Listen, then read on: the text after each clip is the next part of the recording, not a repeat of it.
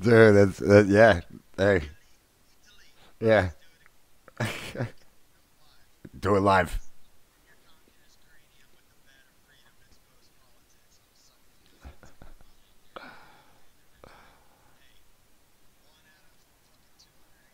No, I mean, hey, it ain't that fucking bad anyway. Cause I mean, look, dude, I actually fucking that was what I played the like first 10 seconds of the song, and so I had to hold it mute for the whole last of it because I like so. There's a slight screw up on both of us. It's all right. Don't worry about it.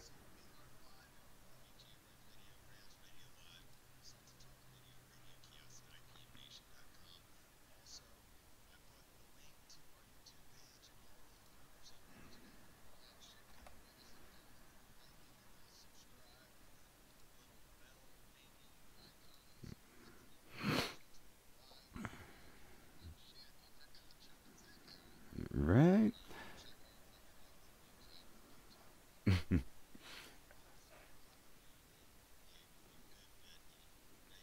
Dude, look, man. I don't even. I mean, yeah. If our content sucked, it'd still be. We're still at least like easier to look at than like 80% of fucking radio. Yeah.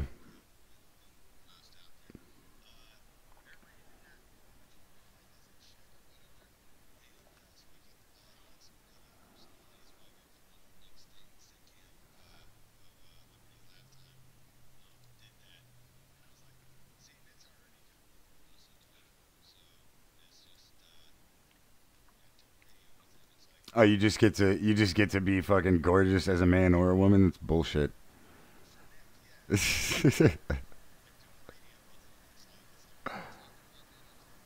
It's lost in your eyes. Beautiful specimen, you. Yeah.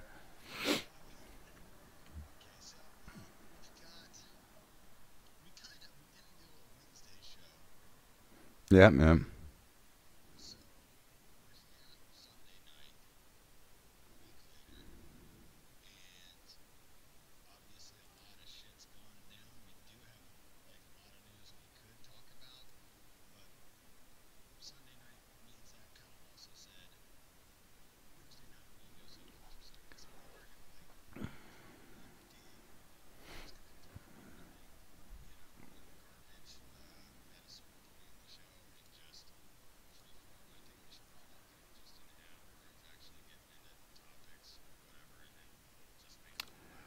Works for me.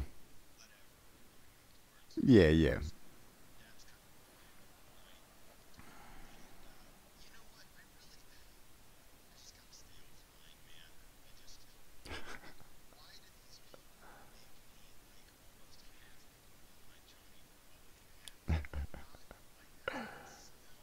Yeah, yeah. Dude, yeah, no. I mean, dude, I've had, believe me, man. You know what? I have had more fucking. I don't, man. Well, you know what? I'll get into that in a second. Yeah, because I know, because that's something I could. It was something that I felt it like, oh no, wait, I'm gonna go off on this for a second, so I'll, yeah. Dude, I didn't see. No, I didn't see our promo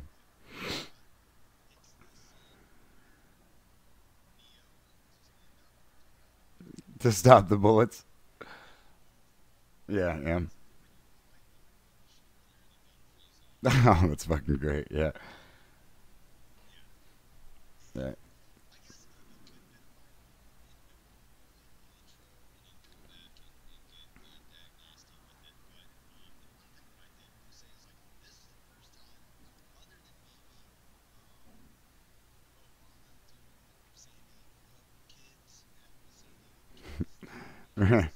Yeah, it could have been a totally different situation, but yeah, go ahead.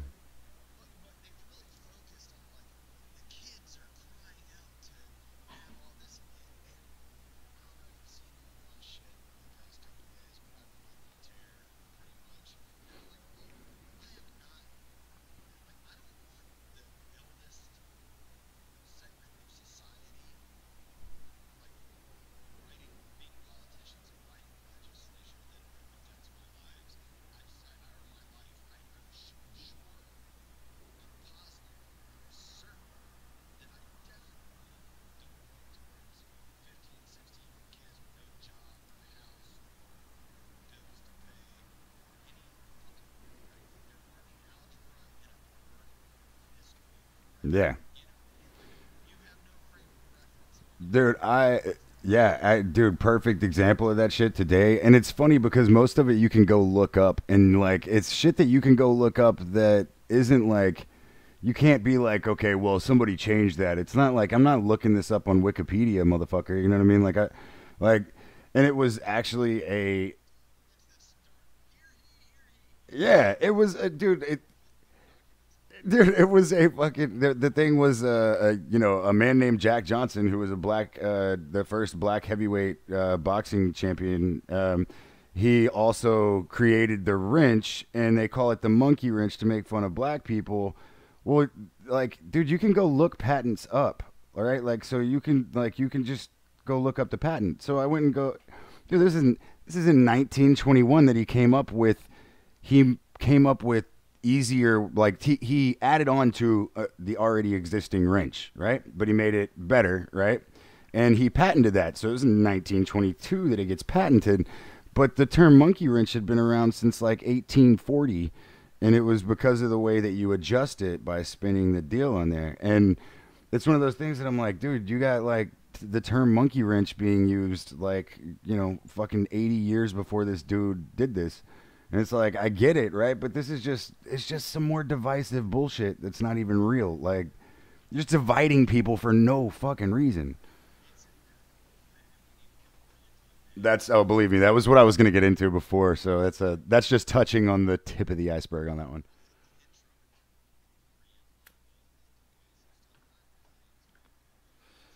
You can't help it in the heat of the moment, dude. Like sometimes you get into it, you don't realize what's going on.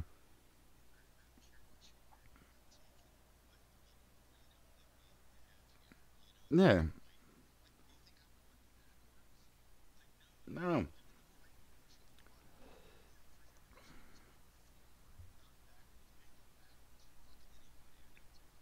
Yeah, exactly. No, I mean, and that's a lot of it. Yeah, yeah. We we'll hop into that one for sure.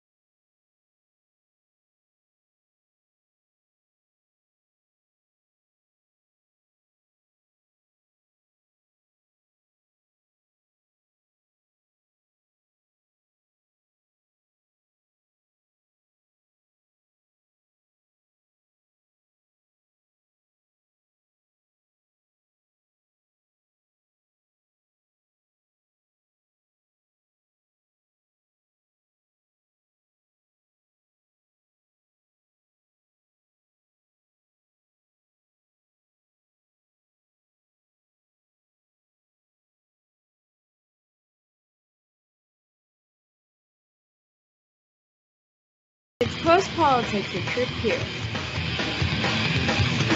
All right, everybody, we're back at it. Hey, did you mute us during the intro, Yeah, but it's sir? giving no. You're still muted. Yeah, no. Yeah, I think I just fixed it. Um, Okay. now. Yeah, I got. Believe me, I got a. Sam notified me from the other room too. Yeah, Oh, it's. Yeah, should, she was like, I can't hear Trip. oh It's shit. no, Okay. it should be good now. Um, but it was. I don't know why it's not picking up, or it wasn't picking up you though. It was picking up everything. You know what I mean? Like I can hear you. It's Yeah. showing that you're speaking. And I don't. Might have to do the shared old- sounds on Skype-relators. I don't know. Nah, it should be good now. And I mean, because I've intentionally not I'm fucked a with proud Skype. shitholer. There you go. We're still getting this YouTube's shit, figured out. Well, and but, it sucks too because it's like you hit like a new issue that we didn't have before, and you're like, but wait, I didn't Right. fuck with anything, like. But let's get back into it here. Once again, it brings up all of these like divisive things and you know what I really got to stop doing. I mentioned this, I think either last week or on the Friday Night Super Show, is like all of these slanted sources like HuffPost, Washington Post, Vice, even Vice. Like as much as I love some of their shit that they do, that like they're very, it's just insane and pretty dumb. A lot of the stuff that comes up on, and I've gone back to like getting into, or just making comments. You know what I mean? Really, not getting into it too much. But like for instance. On one of these, somebody, it was a post that said, like, I watched 15 hours straight of Fox News and I wanted to die. I wanted to kill myself or something like that. And I said, I could say the same for any mainstream media outlet. You watch any of those for 15 hours straight, you're going to want to kill yourself.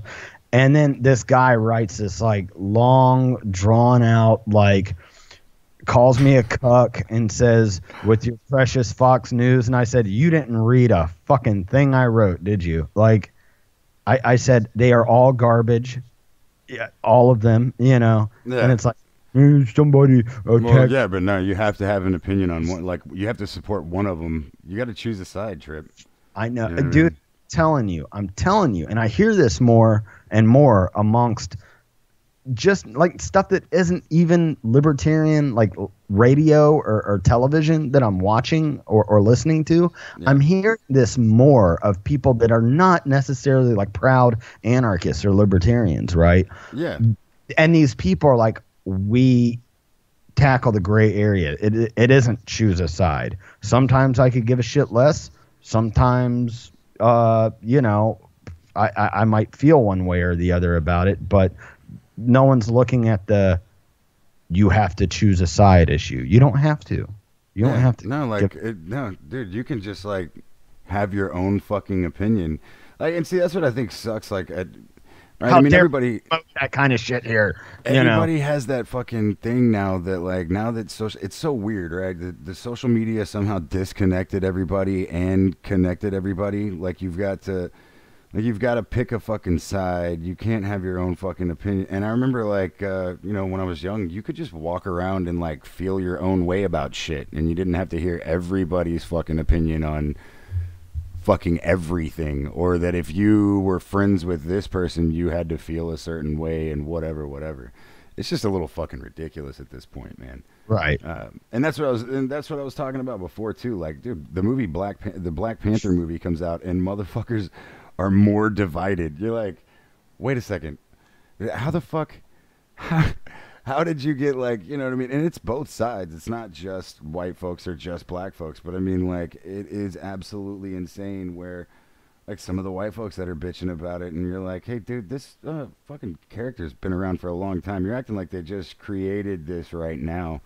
For the black, exactly. And then you've got black dudes though too that like are bitching that don't want fucking white people to go see it, and you're like, well, that means there won't be a sequel, dumbass. Why would you do that?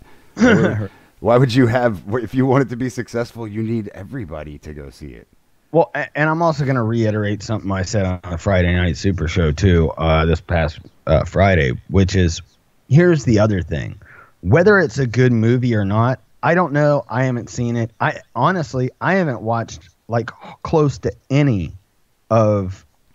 Dude, I stopped watching a lot of the Avengers. I stopped at Age of Ultron. So Avengers 2.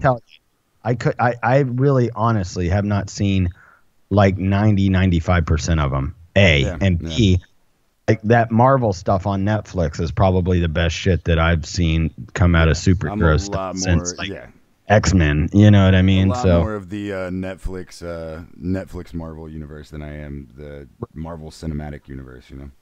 But anyway, yeah.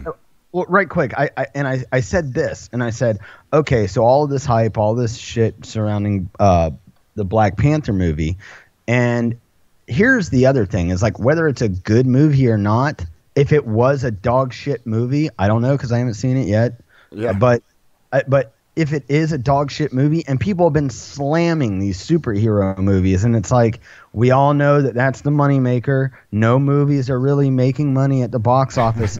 Except for those types of movies, but as long as we churn one out every quarter, we're good. You know what I mean? So here we go, a Black Panther, and it's based on the stuff surrounding that movie. Never would a critic say that it's a dog shit fucking movie. Or no shit. Yeah, if you say the movie sucks, you're gonna be a racist right off the bat, and it's like, dude, that's not good for the fucking movie. Like people don't understand. Like you get better by criticism. So when if your movie sucks but nobody can say it sucks, you're gonna fuck it up. Like, you know what I mean? Now, I don't think that that's true because of the fact that, and now I haven't seen it either, but I am excited to see it. It is one of those that I like the character in the comics. You know what I mean? So, right. But one of my things is I think it's hilarious when people are like, dude, if you go off of the original Black Panthers, they were like the actual group, they were inclusive as fuck. Like you've got quotes of Huey P. Newton saying, "Fucking, you need white allies. Do not make this a fucking divisive group. If you want to actually free people, you've got to do that." And so it's like to see people getting passionate about rejecting white people from a movie with the same name, and they're acting like the name and the party are the same, or they have some kind of similarity. It's like, hey, dude.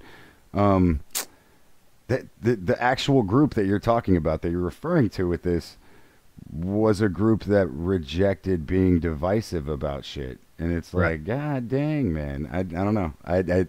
It's funny to me because I feel like people just completely miss everything that they were intentionally going for. Sure. I mean? Like it's like, and it fucking cracks me up. It's like, wow, dude, you had a group of people that were actually wanted this shit to happen, and wanted people to be included, would have celebrated that shit, and you're saying fuck that, we don't want white people involved. It's like I know because I watched Forrest Gump. There's three or four white people in that room. So yeah, there was, and I think didn't Gump even he personally asked if he could be a part of the party, right? I don't think so. I'm pretty sure he said, can I fucking be your, he says something about can I be a part of your Black Panther party, or can I come to your Black Panther party, something like that. Fucking you cutting me off and making yourself look dumb before you can do it. Promise I don't. Sorry, I had a fight in the middle of your Black Panther. And that's how it goes. After that communist slapped Jenny in the mouth. Yes. What was that scene where she had the black eye? That's right, all of them. Yeah. Come on, dude. And what's funny is the one person that probably should have hit her never does. I mean, the fucking dude. By the end of that movie, you absolutely are like, Jenny, what a fucking cunt. Why have you been such a fucking asshole to this guy? And yeah. Don't step on Forrest's lawn. You're gonna kill the grass. Yeah, dude. Dude, that was a good fucking movie, man. AIDS grass, Yeah. Dude, outside all the footsteps, there's just yellow marks around the fucking Gump home. A path of death behind her. Yeah. Fucking, what's the scene? The scene from Constantine where the guy's walking with the Spear of Destiny, right? And the fucking cows are collapsing over. Just replace that shit with Jenny. Hey, I'm learning video editing, man. I might fucking do that. Lovely tree forest. Prepare to bury your wife under it. Yes. Magic legs. Kind of using a space shuttle. Best fucking character. He fucking trivialized that shit with the Lieutenant Dan band, though. It became just such a fucking joke. And being in the military, dude, the Lieutenant band Dan, fucked that up. Dan band? Lieutenant Dan band. Dude, they toured every military base twice a fucking year. Dude, for real, constantly. You're like, dude, those guys are showing again. I didn't even know they left. It was constant, constant. Oh. Yeah, But I don't know. we've The divisive bullshit in society when it should be more inclusive is absolutely insane. It seems I- like racism has gotten worse, and it should definitely be going backwards. You know what I mean? Here's the thing: is like, how many times have we preached on this show? Like, I know enough. I keep up to date on reading books and staying in touch with what's going on, but it's like hard to like. That's the reason that we also do what we do here is because it's about making that line in the sand too. Like, I'm not giving up more fucking freedom. Are you kidding me? Yeah. Like, am I like we have? You can be Johnny America all you want to, but like the fact of the matter is that we do have a lot of certain freedoms here that it's like we already know better. So that's why they can't ever like take a lot of this shit away from us, is because the country was basically founded on this stuff that has been perverted over time. And you know, if you go back to original documents, it's pretty tight for the time being, Yeah, definitely. I mean, it's just going like, I'm not giving this shit up. I'm not giving this shit up for fucking people that are learning algebra. You know what I mean? Sorry. yeah. Well, no, and it should also be a fucking, dude. Don't a 15-year-old tell me how to, not just like quote how to vote is the big term there or whatever, but don't tell me how to live, dude. You ain't seen shit yet. You know what I mean? No, dude. Well, I mean, it's fucking ridiculous when you've got to use the same fucking arguments, right? When like with the gun control thing, and it's like, yeah, dude, they should make murder illegal too. It's like, dude, I've been saying that for like 5 fucking years, right? Of like, yeah, dude, if they'd only make murder illegal, man, we could just stop all this shit. It's like, it's how fucking ridiculous the idea is that you actually have the same people that are like fighting the whole all the drug illegality with the left and everything like that are the same people that will preach that if we just outlaw guns, it'd be fine. And you're like, dude, y'all know that's not the case. You'll look at society, dude. It's not the fucking way it works. And I've seen like everybody from like sheriffs to scholars and congressional peoples and whatnot come out and be like, let's really look at, and I've never been, they tried to push that shit when we were kids, like the violent video games and the violent imagery on television and all that stuff. Yeah. And it's like, I don't believe really in that for me, because I'm not a dumbass or like a completely mentally ill individual. You know what I'm saying? Yeah. So like for me, that doesn't really hold a lot of water, that argument, but it's hard to argue against that our culture's changed. Well, when people bring guns to school and I'm talking the exact same thing that you were probably the same video, the same sheriff, I believe, that was saying that had made those allegations, right? That was suggesting like 5 of those different things. Yeah. Well, here's the thing. Like, I think that they're fucking missing also is that we also have the most violent police force we've ever fucking had to date. Like, and at least publicly in an eye, like in the public eye rather. And then you've also got, let's see, your prison population like far exceeds any other place. Public schools, you can absolutely look at public schools and see that they are run like prison light. The way that it works, the fucking bells, the fucking way you have people, there's no reason that a learning environment should be that fucking screwed up. It's not. You should be able to go in there and sit and learn shit, but you can't at this point. The way that fucking people argue, the way that the classrooms are handled, and the way that people are taught. Dude, you can look at the history books that are going out to kids nowadays and cross them up with... They're worse than the ones that we got too, by the way. Dude, cross them up with like actual history books and they're fucked. Like they're not even telling accurate shit anymore. You know what I mean? Because they know. There is opinion-based stuff. I've seen excerpts from what the kids are getting now, and there's excerpts that have like opinion-based stuff in history books. Yeah. Like this is one thing that is not an opinion piece. This isn't fucking mainstream media talking show. Yeah, it's like throwing in opinion pieces on like fucking the laws of physics. You know what I mean? Well, some people though refuse this and say that the Earth is flat. You know what I mean? Like, fuck you, dude. This like, and that it really is. There's certain things that aren't debatable, and you should be doing that accurate, and you should be doing it accurately. But the problem that I'm seeing too with all of this is like, dude, what do you think? They know that parents are basically going to tell their kids, like, look, dude, you have to do this to get out of it. All right, like you have to do this to get out of fucking school. But it's sad that you should have to. You've got to teach your kids your own. You've got to tell them everything that you can in the fucking world because they're pumping so much bullshit into their heads at fucking school that you have to counteract that shit. It's like if my kids want to go to college and I'm able to help them do that, I will. Like that's absolutely. You know? But I'm also like, but you don't have to. Yeah. You don't have to. If you want to find a trade, like, and it doesn't have to be knocking 10 roofs or plumbing or electrician work, you know. You can do a lot of stuff like learning in the field, becoming an apprentice, like in damn near anything. I'd say good proof of that would be Bill Gates, fucking Steve Jobs. Those guys didn't go to college, but they fucking built fucking empires on shit. Awesome. You know what I mean? Right. Yeah, so it's one of those things that it's like, look, dude, you don't need to. Now, I will say, if you're not going to walk into a place to get a job with that fancy little piece of paper, then you had better be a pretty dedicated person to getting your own shit. Like you can't be a lazy ass and not have an education or not have that piece of paperwork.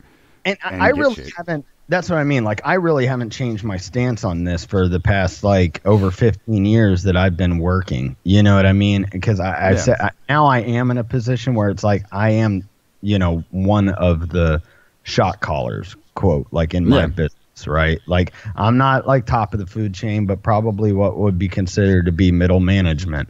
You know what I mean?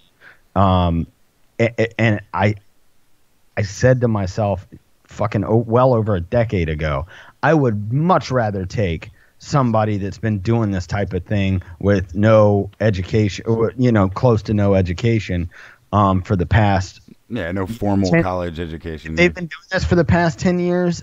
If it's that guy versus somebody that I probably have to pay more because they have that college degree.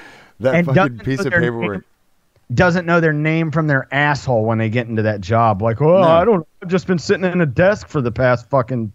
Dude, while I was doing construction, man, you'd have project leads that come out that have never been on a goddamn construction site. They sat in college and learned it, and they've got to go ask the guys doing the work if some of this shit can even be done, right? They're like, hey, can you do this? Yeah. You're like, get the fuck out of here. Yeah, you're like, dude. They're like Red and Brooks at the Easy Mart. They're like, bathroom break, boss? And he goes, you don't have to ask me every single time you need to take a piss. You could just go. Yeah. It's like, we're all grown men here. Yeah. 35 years I've been having to ask permission to take a piss. you know? Dude, yeah, no, they don't have, like, it's funny. You can always tell the people that have never been on a construction site because they just don't understand, right? The difference between, like, being in a professional environment and still being able to use shitty words. Like, being able to use shitty language and still being in a professional environment blows their mind. You know what I mean? And but it's ridiculous, dude. It's one of these things that we have now made. The shit on your paperwork is more valid than your actual character, like your actual content. Not to me, man. Oh, no, and that's what I'm saying. There are definitely people that reject that notion, right? But there's also, if you're looking at like these big chain stores and corporations and things like that, it doesn't matter because they need that piece of fucking paper, you know what I mean? Just to give you the job, just to let you in the fucking door, you know? Right. When it used to be that you needed certifications for specific shit, you know what I mean? And that's it's probably a huge reason behind.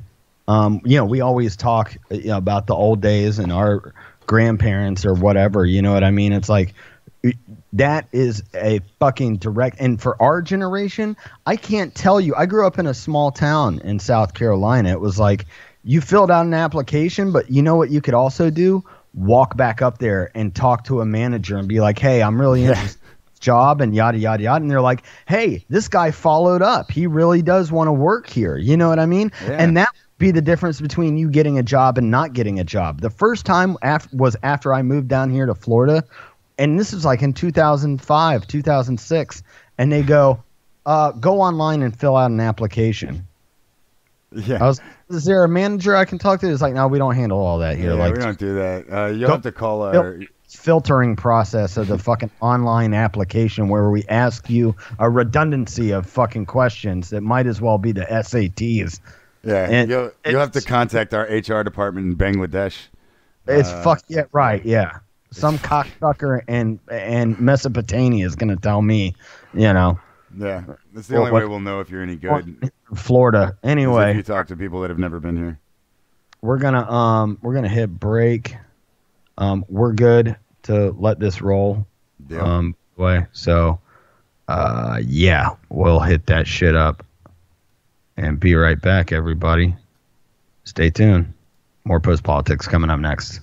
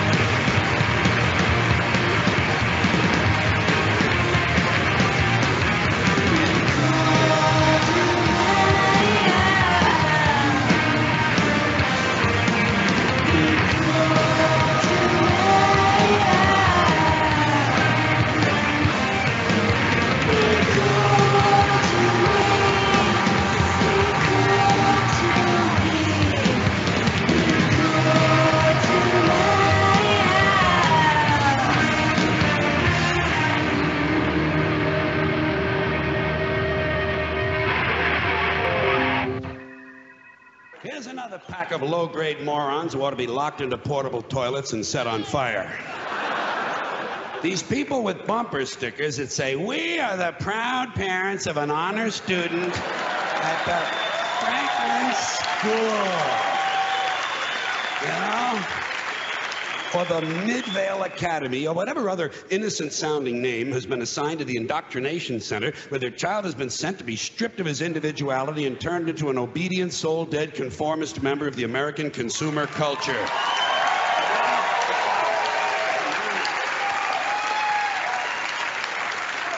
Proud parents. What kind of empty people need to validate themselves through the achievements of their children? How'd you like that to live with a couple of these misfits? How's that science project coming along, Justin? Fuck you, Dad. You simple-minded prick. Mind your own business and pass the Cheerios. Here's a bumper sticker I'd like to see. We are the proud parents of a child whose self-esteem is sufficient that he doesn't need us promoting his minor scholastic achievements on the back of our car.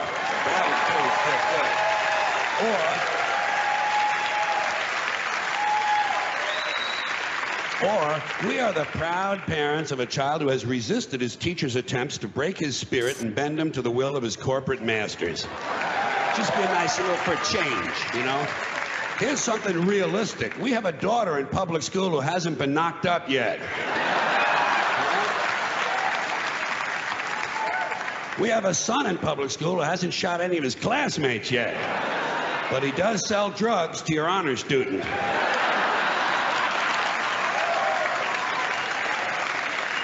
Plus, he knocked up your daughter. Then there are the people who aren't too proud of their children. We are the embarrassed parents of a cross-eyed little nitwit who at the age of 10 not only continues to wet the bed, but also shits on the school bus. Something like that on the back of the car might give the child a little more incentive, you know? Get him to try a little harder next semester.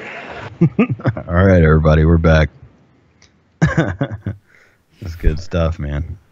From the master. Yes, dude. I always George love it when we get like a surprise Carlin piece like that. I didn't know we were getting Carlin. So as soon as I hear his voice, I'm like, yes. And I know all the bits, right? It's not like I know all of them, so I'm like, oh, I love this. Yeah. Yeah, absolutely.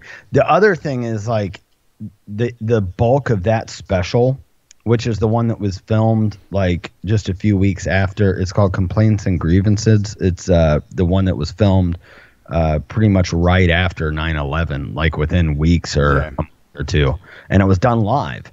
And like probably 30 to 40 minutes of that special is, here's a list of people that just ought to be killed.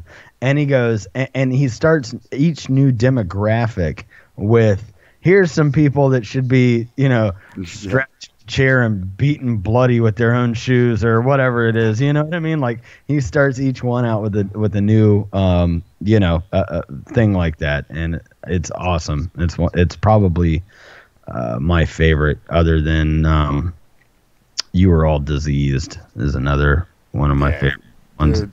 But He had a lot of gold, dude. Even the special, like even some of his things that I wasn't crazy about. Like there's a couple of like his really early bits that I wasn't crazy about. And even in there, there's gold.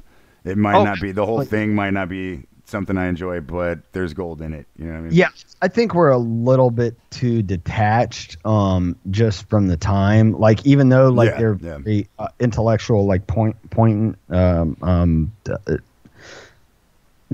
pieces, I guess you could say. Like it's still like, I think we're a little bit too far removed in age to kind of. I mean, I think understand the importance of the time that they were living in, why that was so important. You know what I mean? A lot of it was him breaking away from what had been kind of the norm, which was the slapsticky, stupid fucking comedy. You know what I mean? Like, and sure.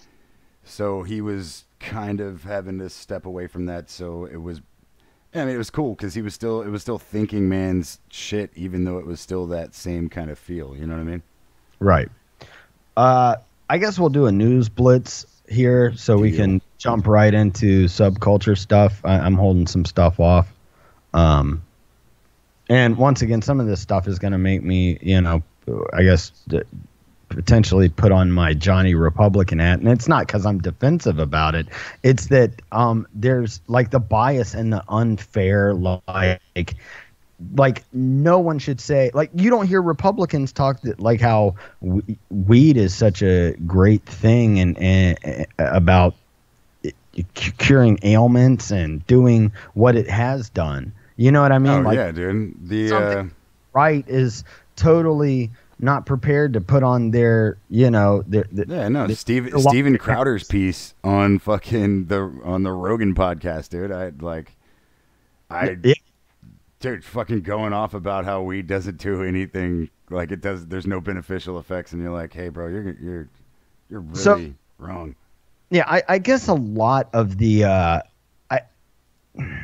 reason I bring a lot of this stuff up, like I said, is not to put on my Johnny America hat. It's to show the true bias of everything that we get.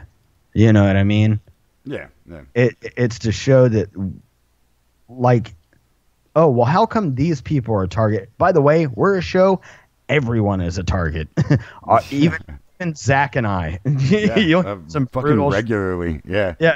Out of us fucking just nailing each other on a handful of different issues. But like I said, the reason I bring a lot of this stuff up is because there's an unfair, like nobody's on the the same playing field. It's, you can make fun of these people, but not these people. It's okay to say that these people are crazy, but not these people, or whatever. You can't say, yeah. Which brings us here, okay? And we didn't bring this up because I believe it happened earlier this week, and the whole Mike Pence talking to Jesus thing and hearing Jesus's voice or whatever, and they're calling him like crazy on The View and all this stuff, right? And like, I'm not disputing that. If you continuously hear the audible voice of Jesus Christ, you should either be, if that happened to be true, you should be probably the most important person alive. Absolutely. You should probably be right a lot more than you are, though, as well. Right. You know what I mean? Like, probably be correct a lot more than you actually are. You're not doing a whole lot for Christianity right now, Mike Pence. You know what I mean? But the other thing is that, okay, well, maybe you have a conscience about these things. And there's the thing called discernment, whether you're a religious human being or not. There's this thing called discernment, and it should really be paid attention to within your own head and heart. You know what I mean? It really. Yeah. So anyway, it brings us to this. Oprah, I'm not running for president because God hasn't instructed me to yet. Now, the point is that all these people came out and called Mike Pence a cuckoo bird for all of that, and saying like, well, Jesus talks to me and instructs me to, go the way of that I think that he wants me to, or whatever. So, and then on the opposite end of that spectrum, Mike Pence is crazy, and he very well might be, but fact of the matter probably is, a good chance that anybody in political office, has a pretty good chance of being fucking nuts. Absolutely. You have to be, almost. But the other thing here is, look, Oprah, the champion of the left right now. Yeah. That everybody also the champion of the fucking I'll secret. give you black man woman in the president. She's also the champion of the secret, and was fucking basically saying the key to success is to fucking wish that you were successful. Think yourself into existence. You can just think yourself to be the most successful woman on fucking television in the history of fucking television. Like, shut up. But no. Continue. No, please. But that's really like the gist of it, I guess. No, but it's like, so you get to play both sides. Like, you get to act like you're God and the fucking God talks to you. Like, which one is it? Like, you can't. But that's what I'm saying. Yeah. My point is about the national narrative. That's a lot of what we're pointing out tonight is the discussion that people are having, and hopefully we're having a discussion that not a lot of other people are having on these bigger platforms, which is, why do we as a country or as a human existence latch on to this, that, and the other, and why do we turn this way, that, and the other? And we're sitting here saying there will be no ridicule against Oprah for saying this. Yeah. There won't be. No, Mike of course not. is the craziest person in the world. Oprah, still a champion for, women's rights and freedom. Whatever the hell else she thinks up. You know what I mean? Oh, dude. Yeah, no, she's a fucking joke, man. And that's kind of the thing, is like, obviously she's a very successful woman. Nobody's, I'm not refuting that, obviously, but it's still one of those things that, like, just because you were successful in your personal life does not mean that you have a valid point on everything. If it did, then fucking wouldn't everybody have to listen to fucking Trump too? Like, I mean, that's what kind of fucking gets me, is that, like, for some reason, if you're successful and you're this person, everything you say should be valid, but if you're successful in this person, you could be a fucking psycho.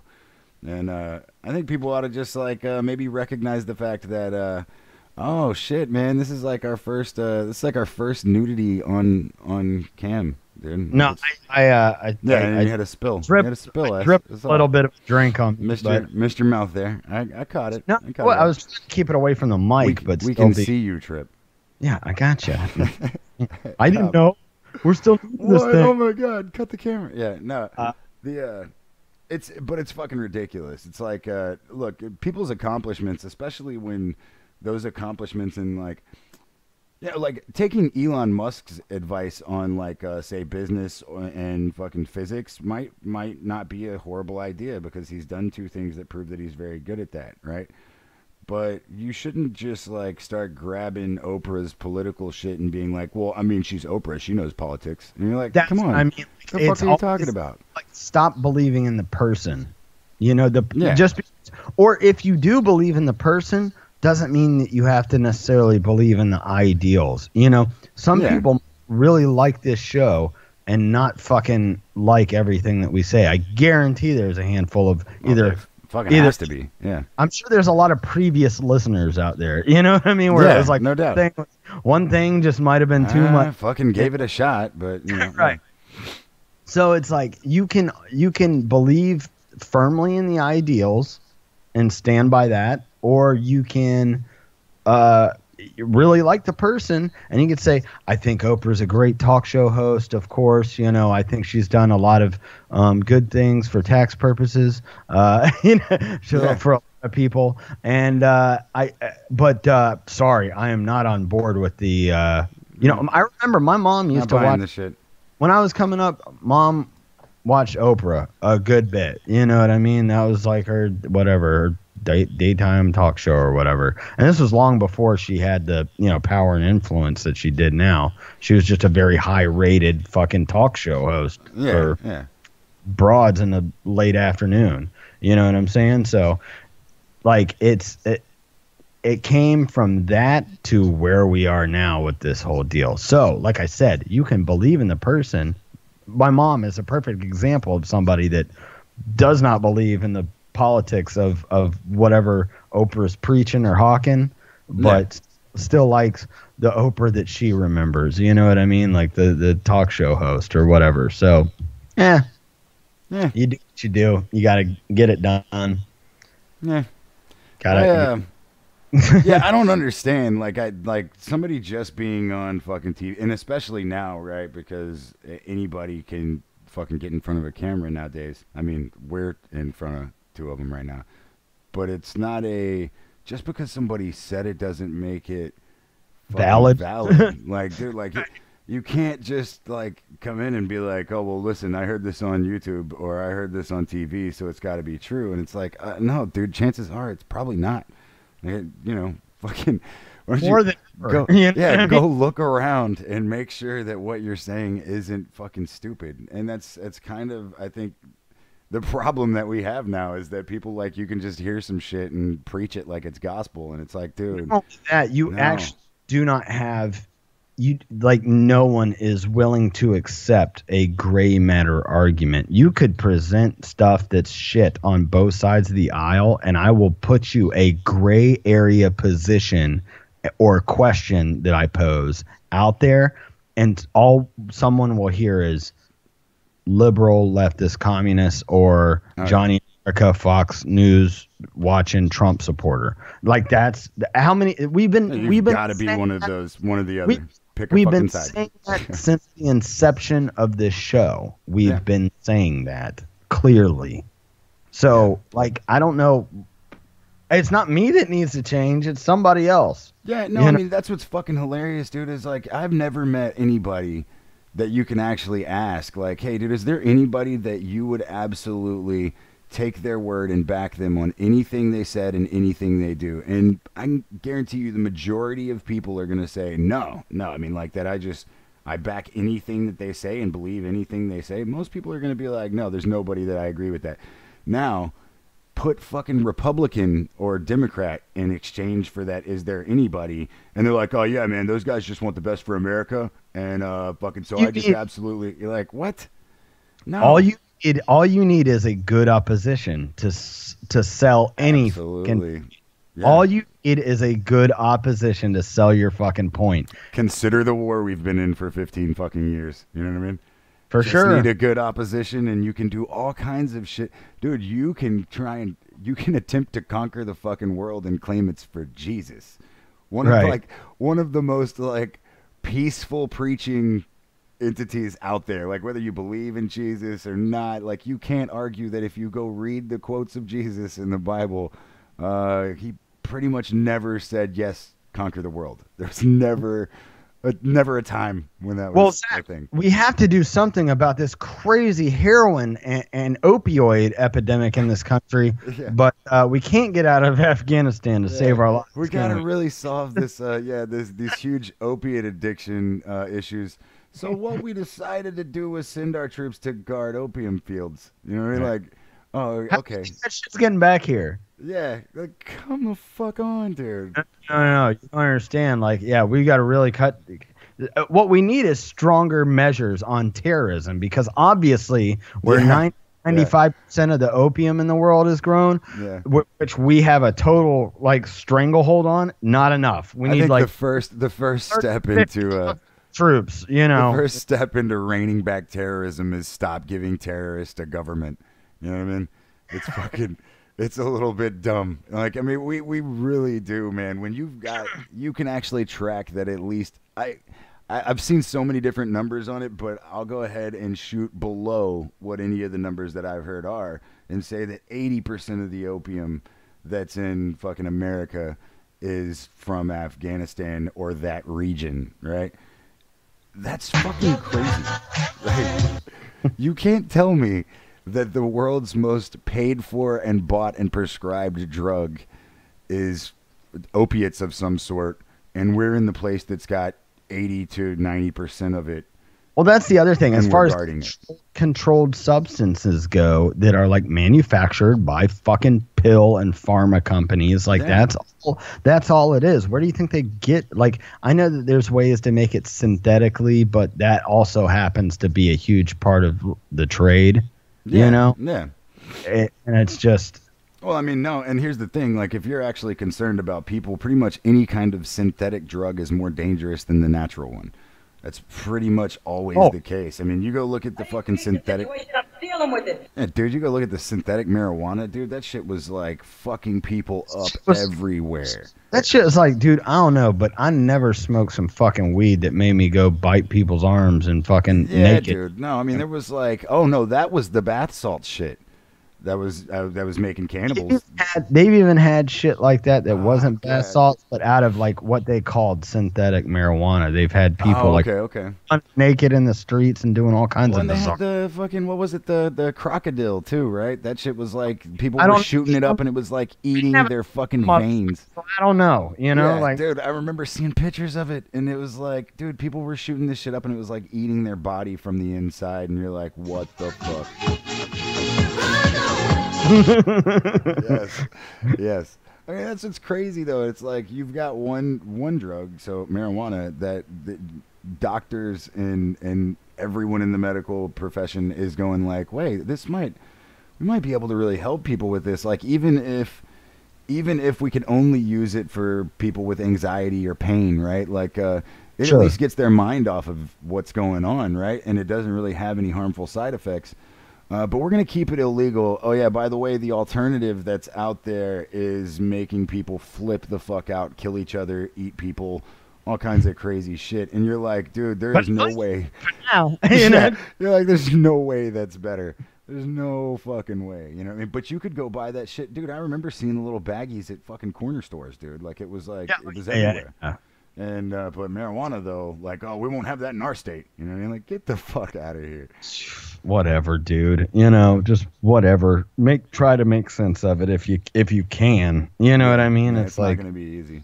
but the last thing that I want to touch on, and I'm sorry for anybody that's actually been actively following my Facebook over the past handful of days, but I've made these points also publicly before these articles and stuff came out, which was FBI failed to act on tip last month Cruz might carry out school shooting.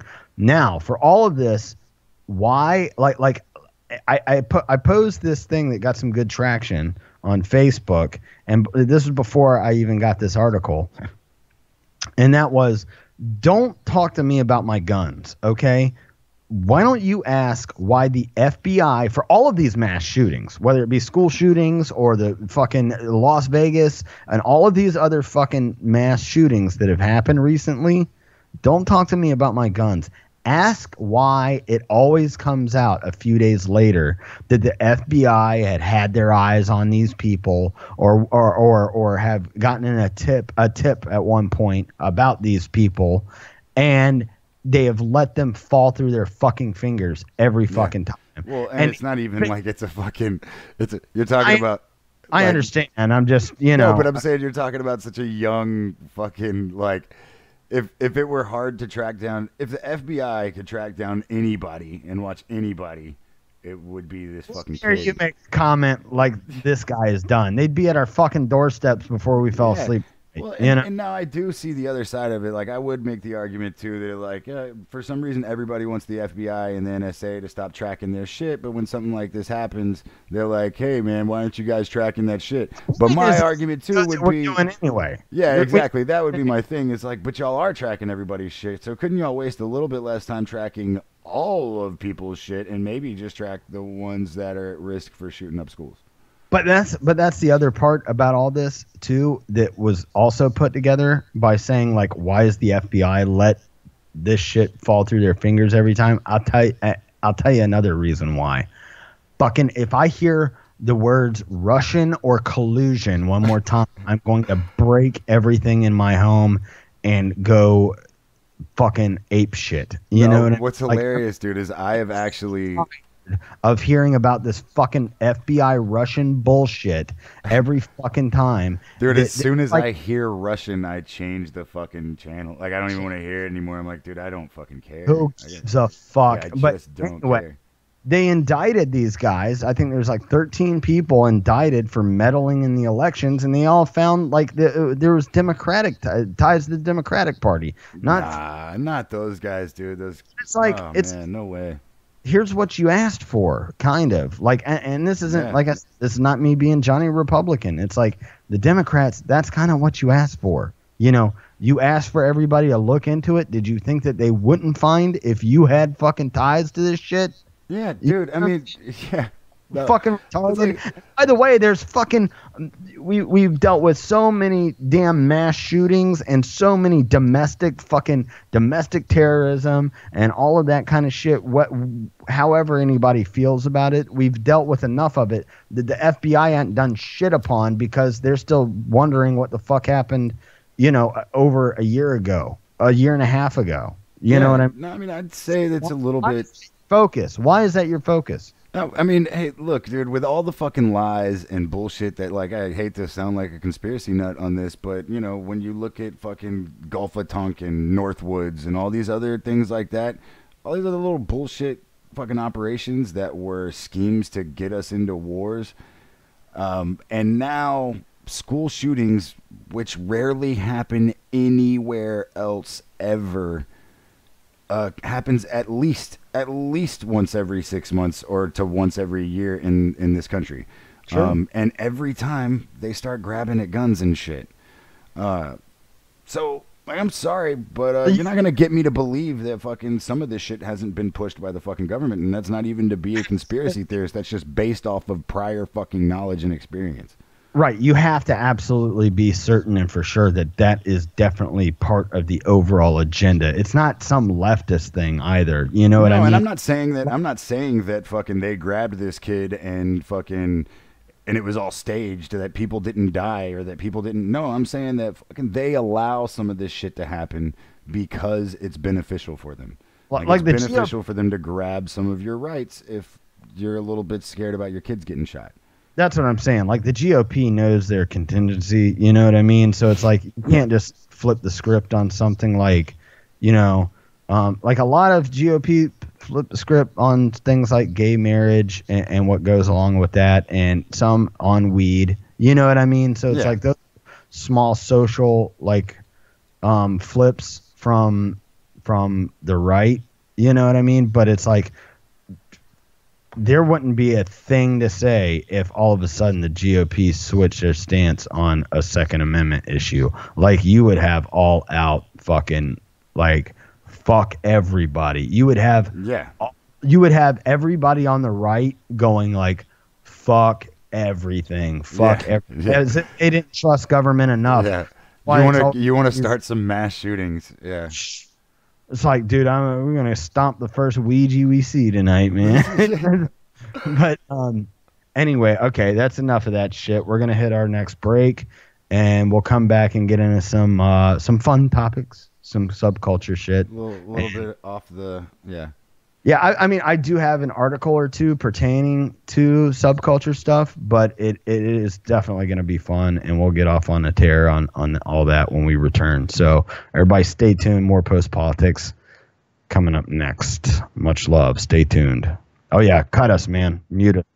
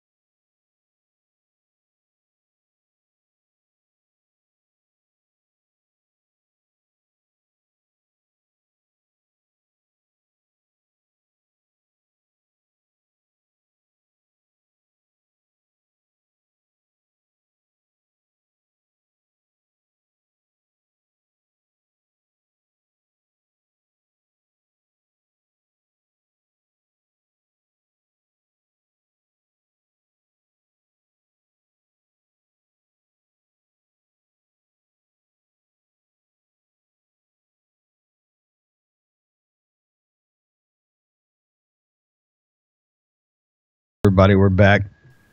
Post politics, second hour. You know what time it is. Oh yeah. So long overdue. We're firing off our subculture segment. First, I'm probably sadder than any of our listening audience about this, honestly, but just happens to be true. Jinko is closing up once again and liquidating all inventory. They didn't have an official press release. I was about to say, wait a second. Why are you angry about that? You could buy like half of what they have in stock. So, like, well, just fucking stock up, bro. A, it's a pretty penny, sir, and I did buy some today. Oh, there you go. All right. But they're doing a buy two get one gimmick on the website, so anybody that wants some of that shit. Honestly, the pairs that I have, I bought off of like eBay and shit too. Like, so I've got a good bit of shit that I bought off of eBay, and I'm sure they'll have them up. You might be like part of their downfall, bro. No, I'm not. You but anyway, contributed, they said you know? something about licensing issues, which like What? that's all they said was like because of licensing issues, and I'm like, what the fuck does that mean? Like I said, there hasn't been there hasn't been like an official like press release on what all that fucking entails. I don't even know. But anyway, I stocked up on shorts. I would have bought at least one pair of jeans. I might by the time this whole going out of business sale, but I did a buy two get one this morning first thing when I woke up and saw this, because I was like, damned if I ain't. Hey, there's a pair I know that I never had. I didn't have them in 96 and I was pissed about it. I haven't had them since, and I'm going to be damned if this company is going to go out of business and I ain't going to have me some fucking, whatever, like Skunk Man shorts. I never had a pair of this. Oh man, yeah, dude. I see. Like, I do remember the different. Guess what's headed different to Daddy's designs. house? Guess what's headed to Daddy's house? There pair you go. Pair of them skunk shorts. You know what I'm saying? Skunk boys. Yeah. So anyway, anybody go hit up JinkoJeans.com if you give a fuck. I highly doubt it, but whatever. It's all right. And I mean, it's a major blow to the 90s coming back, which I've been waiting patiently for. Like when I was in college age, like it was like big, like that retro 80s thing was big. You know what I mean? Like all retro 80s shit was huge. so During you're my just waiting for the comeback. Dude, I've been waiting for 20 fucking years. I'm like, I just fucking not go out of style. I just never been out of style. I just want to come back and it's like, oh, your dad acts like he's fucking, Listen, motherfucker, I'm not late, I'm early. You know? Right, exactly. It's like, guess what? Fucking, I'm not a hipster douchebag. I never fucking left 97. You understand what I'm saying, sirs? Nah, dude, see, I've been rocking. I rock Old Navy jeans, dude. They're like the most comfortable fucking jeans in the goddamn world. I used to get my corduroys from there. Dude, I had 2 pairs of corduroys. I forgot about my fucking corduroys. Yes, dank ass corduroys, dude. Don't let them. Dude. Nah, man, but they're fucking jeans, dude. I love them damn things, dude. If I put on somebody else's jeans, they feel like from another company. Obviously, I don't wear other people's fucking jeans, I guess. When I go slide my girlfriend's jeans, my dick feels tight. Yeah. It's kind of fucking. It's a little small in that area, which is actually a positive, I guess. But I mean, it just depends on how you want to take that. You just want that big Robert Plant bulge in the front. You know what I'm saying? You see the whole fucking the whole silhouette there. You just, I guess it wouldn't be a silhouette, whatever. But yeah, dude, it casts a silhouette though, sir. Taken. Fucking I'd wear tight pants too, But but like, dude, when I put on say Levi's, put on a pair of Levi's, dude, they're like stiff. I feel like they're like fucking uncomfortable and fucking like they're made out of fucking burlap.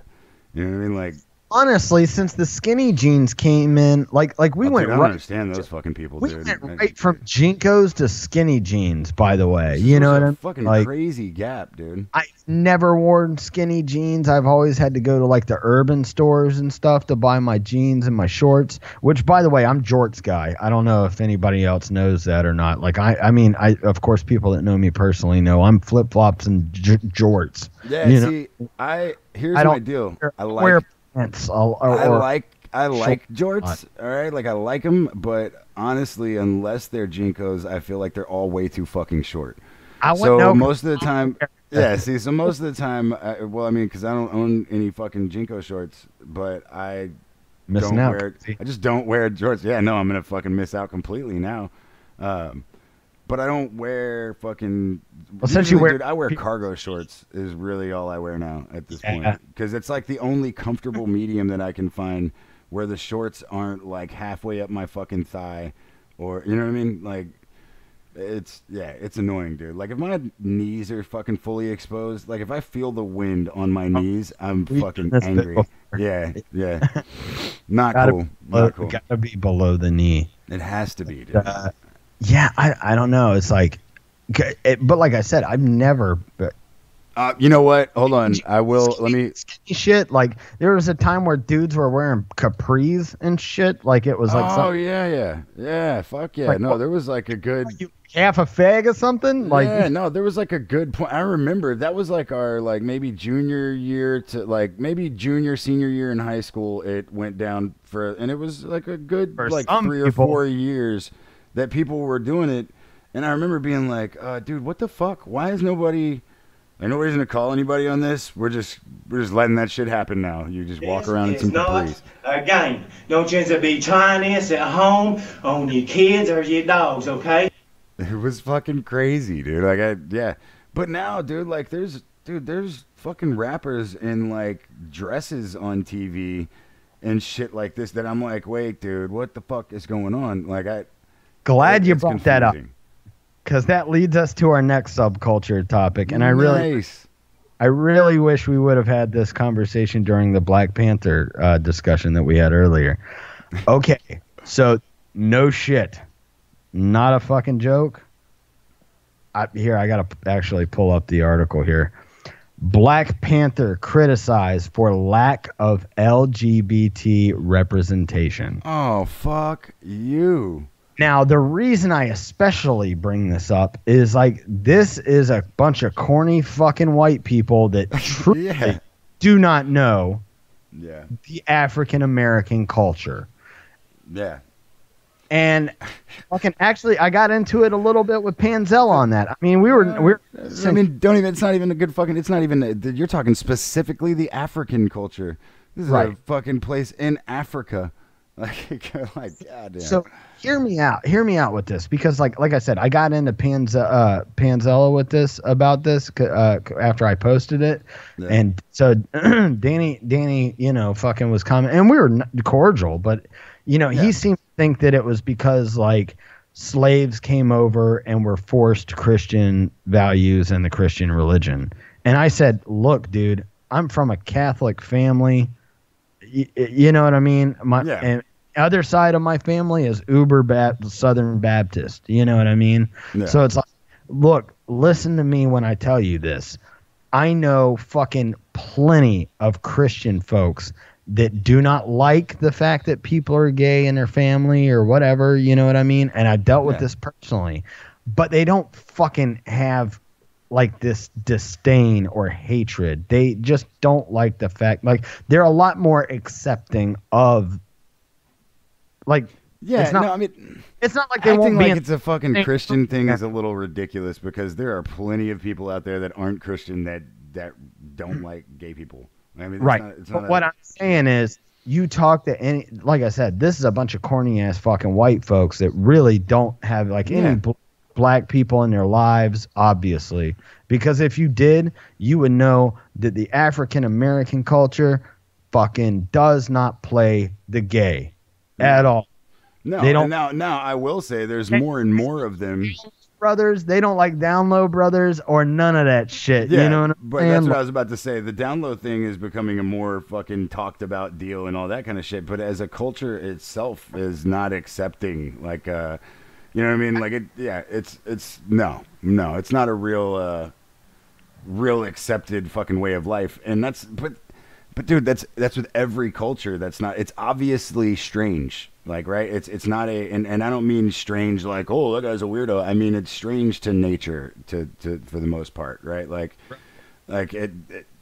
it's something that isn't necessarily like, and then people will refer, well, you see dogs and, sometimes they hump other, male dogs and shit like that. And it's like, yeah, we're not fucking dogs, dude. Like, I get it. You know what I mean? Like, that's not the same fucking thing. You just can't make those kind of references. Like, we're obviously different. That's the same reason I don't cry when a cow dies. You know what I'm saying? Exactly. It's, no, these are still animals, like. But I would make the argument that no, and I'm not talking about gay people anymore. I'm talking about people crying when cows die and shit like that. That like there's a certain difference in empathy and being just outwardly fucking pussified, right? Like to where you just absolutely like, hey, dude, I'm crying now because you're crying because something died, like something that you don't. Like something that you're not attached to or personally know. You're crying because some animal out there died. Well, then never stop crying. Never stop crying because every second of every day there is something dying somewhere. Like it's a constant. You know what I mean? But people have just found it's like if you're not if you don't actually personally have an issue, like man, that's like a great example of white privilege right there, is when you have become so fucking spoiled that you now have to go find victims to make your thing. And then sometimes you're finding a victim that doesn't even exist and making up a victim. These people have no idea as much as like we talk about it here, like, and we might be like racially, quote, like insensitive, but it's just, or like in any way, like our gig is offensive comedy. You know what I mean? But I also, I'd say I'm more racially accepting than most people that are out there preaching that bullshit. Is that when it comes to the jokes and the funny and the outrage, like we like to go to those extremes based on what we do here. Yeah. No, I fuck with people that I like.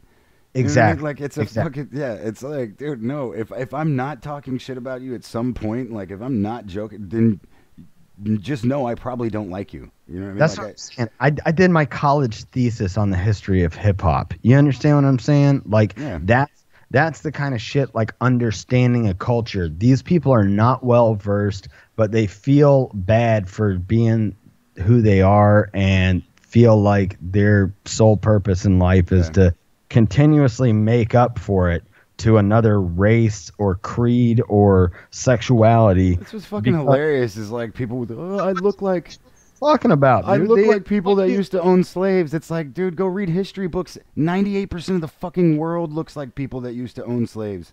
You're just in a spot where you get to be the most recent. All right, so just fucking calm down. And obviously, you didn't do anything about it. Like, or you didn't. They showed that shit too. I hate to jump back in out of subculture shit, but they showed that shit. That shit was huge on the internet the past couple weeks. They're showing live slave auctions in Libya. Tell me about how we liberated them again. Yeah. Whose fucking fault is that? Yeah, no. Slave auctions and fucking. Good thing we got Gaddafi out of there. You know what I mean? Right. Like, fucking assholes. Like, I mean, that's the thing is that, dude, you've got like. Yeah, no shit. Gaddafi literally, like, dude, Gaddafi was giving people, and obviously these are like more, socialist leaning fucking things. But I mean, like, dude, you got married, they gave you marriage grants for money from the fucking Libyan government. You got paid they gave you money for college. They gave you money for all kinds of things. And now we went in there and freed them, and there's slave trades. Like, so you can say whatever you want to. We didn't really help. For sure.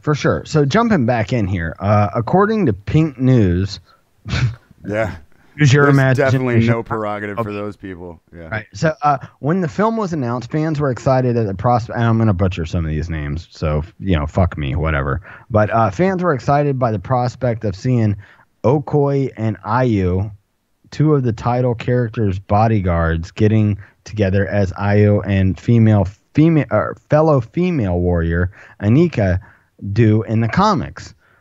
And these hopes were encouraged by reports that an early screening of the film featured Walking Dead star Danae. Oh, that I guess that's face. Michonne. Fucking Michonne. Yeah. She's like the new was it Naomi Campbell? Yeah, like the just really dark chick that was like, you're like, oh man, dude, she's like Naomi Campbell is like, she's probably like 90 now. But so anyway, I don't know enough about the comic itself, but I guess like there's some of this shit in the comic, but it's like I did know it, but I knew the comic a long time ago. Like I haven't read it in quite some time, so I'm sure there's a whole bunch of current.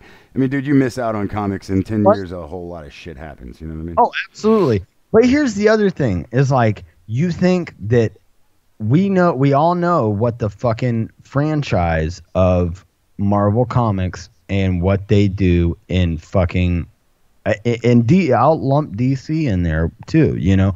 What they do as far as superhero movies and what they're trying to accomplish there, and the demographic that they're approaching. You know what I mean? Yeah. So it's like. Not only that, like let's go to things like Walking Dead. Daryl's not even in the fucking Walking Dead comics. So it's like he's made him new people. Right. So it's like, and one thing that they said during the whole process is like every scene we write, we have to go like, what would Daryl do here? Like, because that was their creation. So they know that has to fit the narrative. My point being is know your fucking demographic. You're going to get a bunch of fucking, let's be honest, African-American families that wouldn't normally go see fucking two white boys battle it out as Batman and Superman or whatever, that fucking really have a, quote, Marvel superhero to champion. You know what I mean? Which, by the way, like... As a culture. Yeah, which, by the way, is a little fucked up because Blade was the shit. And, absolutely. I hate that fucking we overlook we call this like there's so many people calling this the first black Marvel character, and you're like, dude, Blade is definitely Marvel and Wesley Snipes is also black. They made 3 movies of it and they were received very well by every fucking culture. Absolutely. 100%. And so whatever.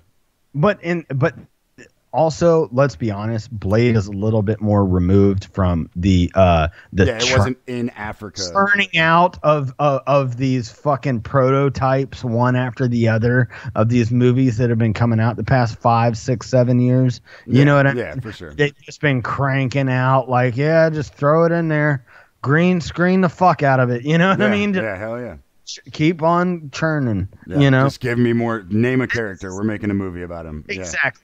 I mean, dude, Ant-Man and Wasp is the new one, and I fucking challenge anybody that can tell me that they were like an avid Ant-Man fan. Like, there's right. Like, yeah. Like, what? Oh no, as soon as I heard Ant-Man was my favorite, dude. But I'm on the Reddit, and as soon as I heard they were making an Ant-Man film, haven't really heard of it, but went and picked up the whole collection of comics while the movie was still in production. So I'm like kind of an expert on Ant-Man, Yeah, if you didn't become a fucking expert on Ant-Man since whatever, he was in the Avengers. Yeah. By the way, get laid. Yeah.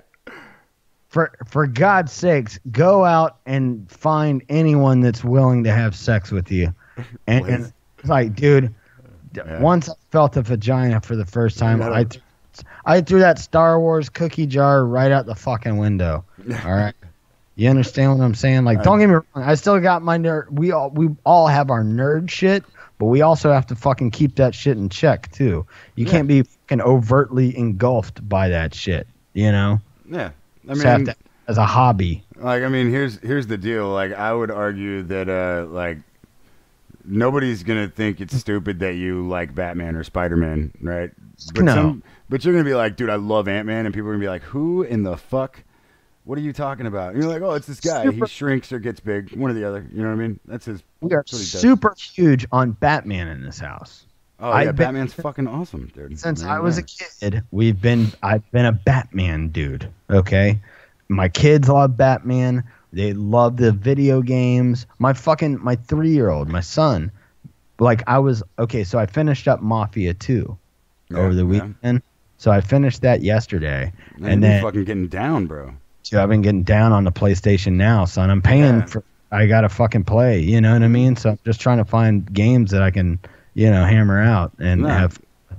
But also, it's like all the old games that I had on PlayStation 3, some of those are on there that I can just go to and fucking play. So my son wanted me to play Batman, and he's giving me the rundown of, like, I don't know nothing. You know what I'm saying? Like, Yeah, it was, of course. we're playing the game, and he's giving me the rundown of, like, Dad, that's Joker. Like, it's like, Oh, it's shit. Yeah. fucking no. Yeah, they just created this guy. You know what I mean? Was I had that no Luke's bit where he's like, yeah, sometimes dogs are brown. Glad I ain't missed that coming out of your stupid head. Yeah, like, what would I have done if I didn't hear that shit? Yeah. right. Yeah. So yeah, it was like one of those types of deals, and it was just like I said, we're Batman people, but we know our shit when it comes to that stuff too. It's like, yeah, I mean, I don't need the hipster douchebag value of acting like I'm a huge Ant-Man fan. Okay, no, and I mean, come on, dude. Like, Batman's still, like, you're looking at, like, something with, like, deep psychological fucking points and, like, all this other kind of shit. Ant-Man is a kind of a fucking Spider-Man that just shrinks and gets big. Like, I mean, like, that's what you know what I mean? Like, he's and here, What? like, here's the thing. Like, Spider-Man, you hear Spider-Man and you're like, oh, that kind of sounds kind of cool, though, right? Like, Batman, Spider-Man, those things sound all right. Ant-Man, you're like, get the fuck out of here, dude. They're running out of fucking insects. I own more Amazing Spider-Man comics than any other comic that I have. Okay. Yeah. I've got whole collections of them from like the late 80s and early 90s. And yeah, all my comics got fucking ruined, and I had a lot. I had Spawn number 1 through 12, dude, all of them. And during Katrina, all my shit got moved into my apartment in Biloxi while I was deployed. The fucking hurricane came through. My ex-wife went from Mississippi back to Houston while it was coming in, and all of those comics got fucking ruined, sitting on the ground, just fucking ruined. Yeah. bitch, that's my retirement fund. And it was like, yeah, dude. And I had them all like in the plastic, right? And But they weren't 20. sealed. That's what I- They were like the top was open. You know what I And mean? you're- Like, in your early 20s, that's what you think of when you think about like investments. You know what I mean? yeah, like you've dude. got Like, oh, dude, when I'm fucking 40, I'm gonna you've got sell your this shit for a mansion. stamp or quarter collection, and you've got your comics, and you've got like these little like niche items that like you look at as a retirement fund. And I think that that's really like where our generation has been going. But Yeah. Oh, yeah. we got Dennis calling in. Hold on, see if we can get patch through. What's going on, brother? Yo, what's up? What up, What's dog? the word on it, boy? Nah, you guys were talking about comics and stuff, man. That's like right up my alley. You're lying. I figured I'd call Dude, in. I was lying. I was wondering. I was like, dude, if Dennis is listening to this right now, I know he's got some opinions, dude. First, you got to answer on Ant-Man, dude. Seriously, was anybody like I never saw Ant-Man as a thing until like he popped up in the Avengers movie. Yeah, that was again growing up. You know, I would go to comic book stores and read all these variations of different comic books. But Ant-Man was actually, I want to say, a Tony Stark creation or something like that. Yeah, yeah. But they had to integrate that because they're doing the whole Infinity Gauntlet, you know, yeah, so they type had to scenario throw him in coming up. there. Yeah, but that's another thing I want to touch on is like some of the key players in that Infinity Gauntlet, you know, comic book, that whole graphic novel. There's a lot of key people that are missing out of that. Yeah, But dude. now that Disney got the rights to all of that, maybe we'll get the reboot of X-Men. You know, that's also kind of fucked a lot of stuff up. I mean, everything from Star Wars to fucking the Marvel shit. And Yeah. And this was like something I noticed back in like 2008, like when we had that housing crisis, and then emerged 6 companies that fucking owned everything, and it was like, holy shit, man. You know, Viacom owns VH1, BET, fucking MTV. See, that's another thing. All very I'm glad you brought that up. Owns all I'm glad you brought that up because a lot of people, when they see a movie that's Universal, like if you go see a movie and it has that Universal globe, it's like this is a Universal film. Nobody looks at the little bottom print and it says it's a Viacom owned company. Yeah. Nobody knows about Viacom. Viacom owns every aspect of music to everything. Yeah, everything. Dude, Everything. hopping back into the comics thing real quick, I'm just saying, like, my favorite character and anti-hero was always Venom, and I'm real scared for this new fucking movie. Like, I love Tom Hardy, too, dude. Like, I'm a huge Tom Hardy fan as well. Like, Gonna be Venom? yes, dude, Tom Hardy is Venom. Dude, go watch the fucking teaser trailer they just Bane's gonna be released. Venom. Yeah, Yeah. Bane is gonna be Venom, dude. But I love Tom Hardy, dude, and the movie Lawless. Really a lot of the shit he was in. The one about the fucking the killer in fucking Britain was awesome, dude. Bronson, that's what that one was. Dude, that's one of my favorites. Tom Hardy is the fucking shit, dude. The shit. But right quick, and we got to hit our final break. Dennis, you can hang with us for the rest of the show if you want to. Man. Yeah, I got a point on that Venom movie too. I wanted to let you guys know about. We're gonna do a quick go around about Venom right quick before we hit the break, and I don't know, did it give a rating during the thing? Oh, it's supposed to. They said they're supposed to rate it R for sure. That's why. That's something that has. Yeah, it's not rated yet, but that's their big deal is that they wanted to give it a hard R rating. Because Dennis, hold on, right quick. Let me just make a point, and then we'll have a final go around, and then hit break. All right, I got you. But it has to be rated R and brutal as fuck. You know what I mean? But the downturn here is that trailer didn't fucking show us anything. Like there was like nothing. Like it didn't like it. It was a teaser, you know what I mean? It was like, you'll wait. Like, they'll have something coming out in the next couple months. They didn't even show the symbiote. That's a little bit fucking ridiculous. Just saying that.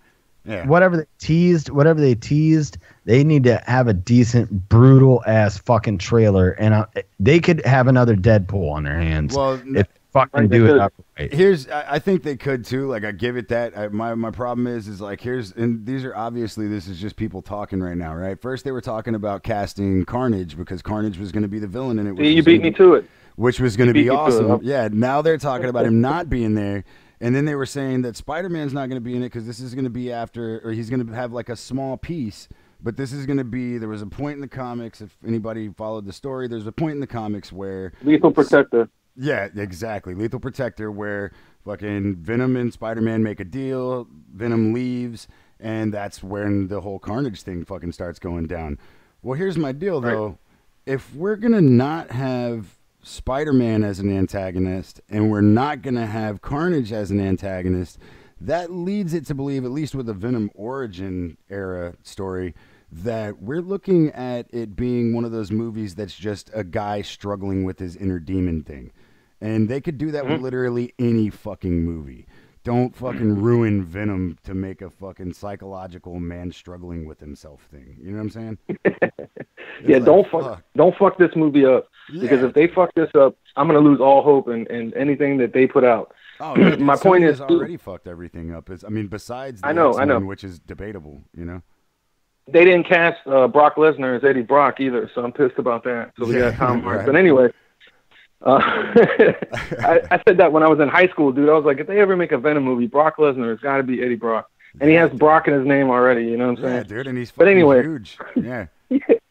And that's another thing. When we had, I'll get to that later on when we come back or whatever. But they always cast these weird individuals. So Tom Hardy could actually work for Venom, but also it would have to be rated R because Venom is just, it's not a family, it's not Spider-Man. It's not like making jokes and shit. Yeah, absolutely. So I get what you're saying. I get what you're saying. The guy is tormented because he has this thing attached to him, and it's you know, we saw what Venom can do in that shitty Spider-Man 3 movie. They kind of went into it where it kind of turns you into, dude. You know, something else. Yeah, they kind of went into it. So he's trying to control it. Yeah. So in Lethal Protector, if you read that series or you go through that, it's actually it was like one of my favorite control. It's like one of my favorite fucking Spider-Man comics ever. Yeah.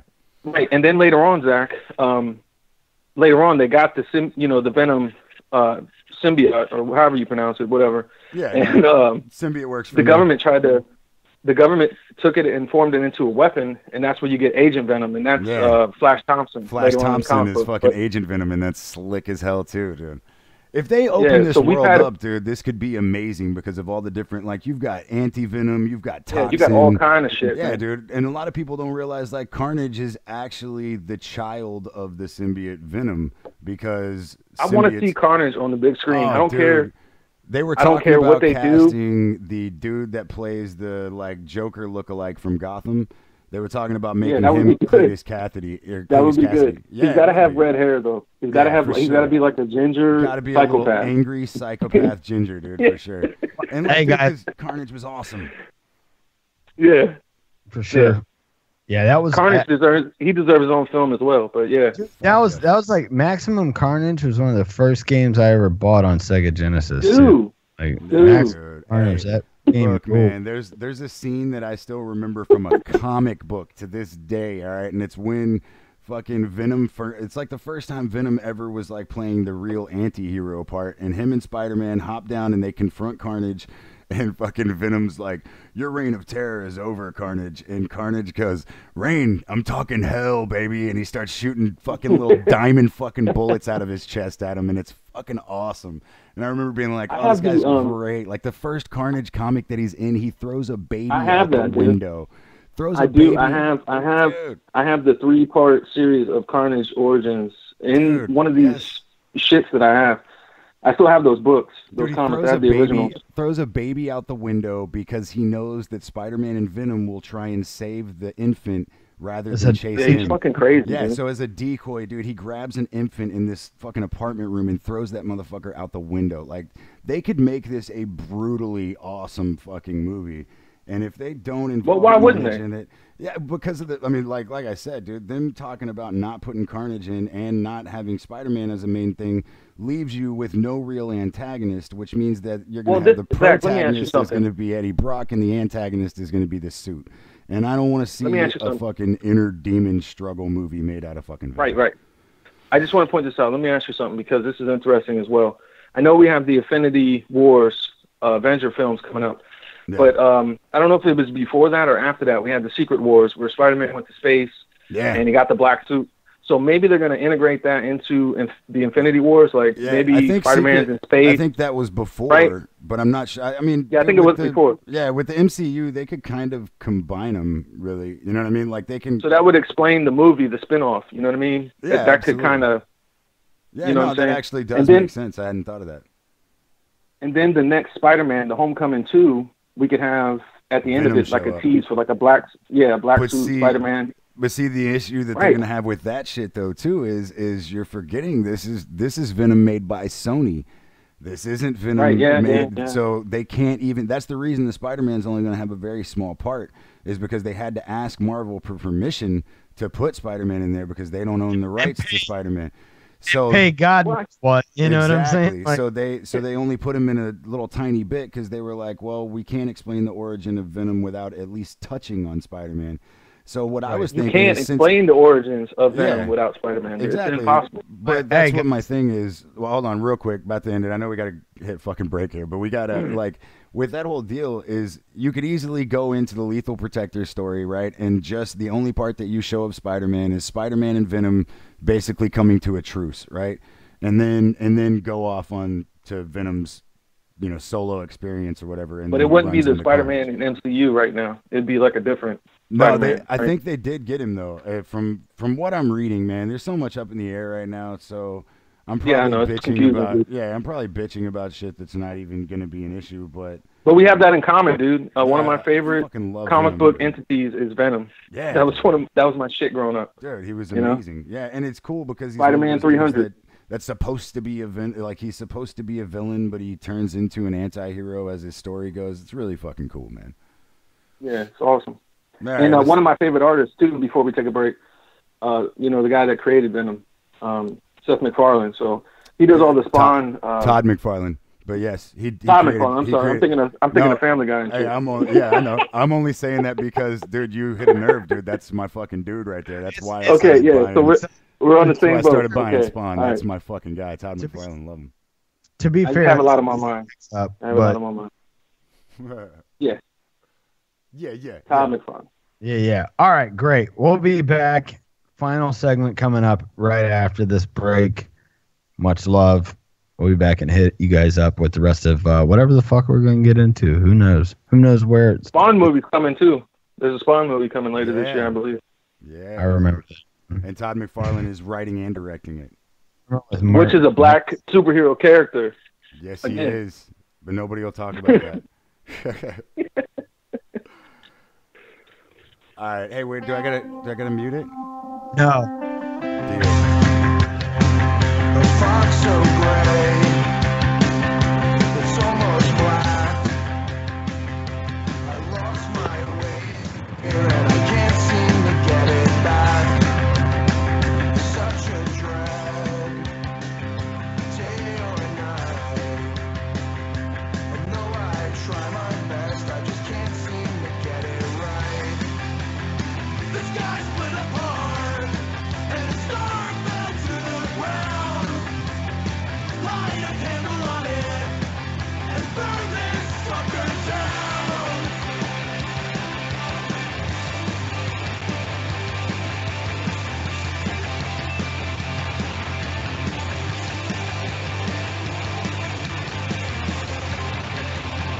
It's hard to breathe, and that's a fact.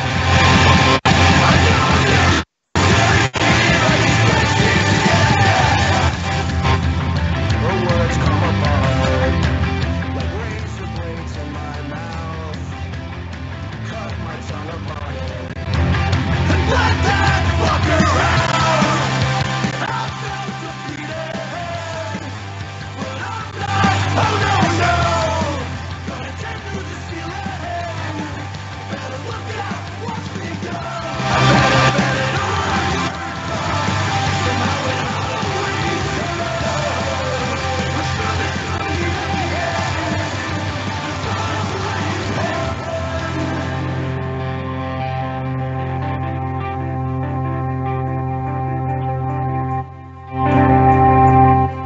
look out! The world broke apart. Listening to that sinking sound. Can't put my finger on it. It means everything to me now. I felt defeated, but I'm not. Oh no, no. I'm gonna tear through the ceiling. Better look out, watch me go. I bet it all works out.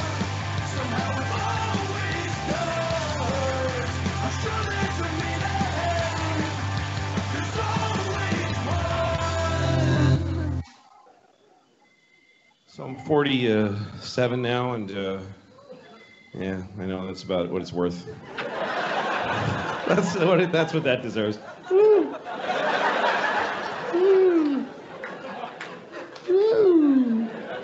Yeah, 47 doesn't buy anything.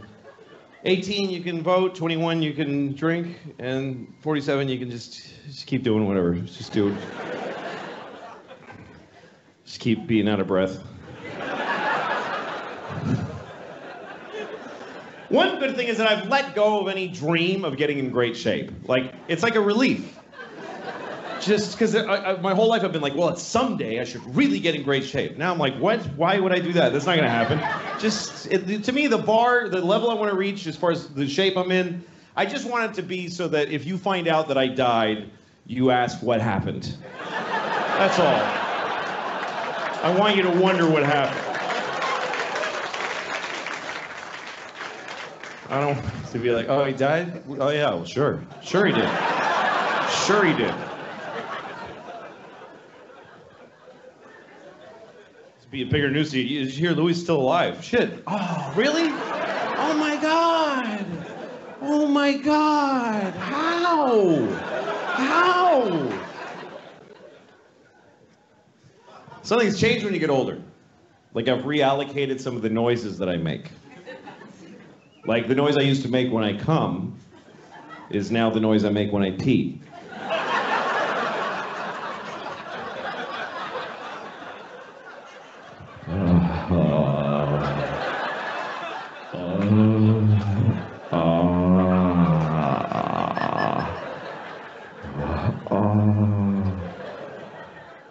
Take it all, bitch.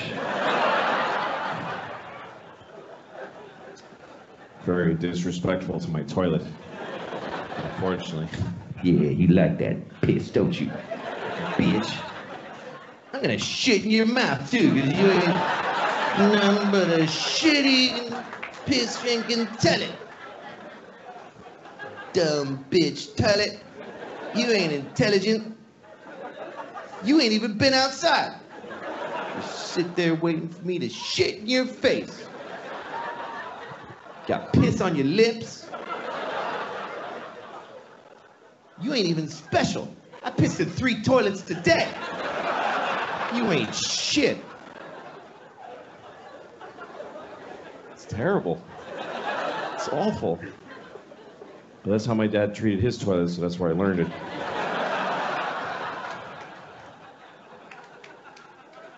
It's a shame. So that's the noise I make when I pee. And some of you might be wondering, none of you are wondering. What noise do I make when I come? So this is the noise I make when I come. I just go. It is done! Thing with clouds and lightning and crows. Ah! The circle is complete! Kind of intense. There's a little witch with white eyes going, and the child will be born! And I don't know. Oh, hide inside is always 2020, isn't it? Holy shit. All right. God damn. It's so Could great you because imagine- all of that means so much more now. It doesn't it? Yeah. Such, It's It's like, such a- oh, dude, now I'm thinking. You know what's funny is I just watched, and it was, I honestly, dude, when the whole thing, when all that shit went down, like, I really didn't pay attention to it, especially because of the fact that, like, look, what Louis did was fucking perverted, but not, like, rapey.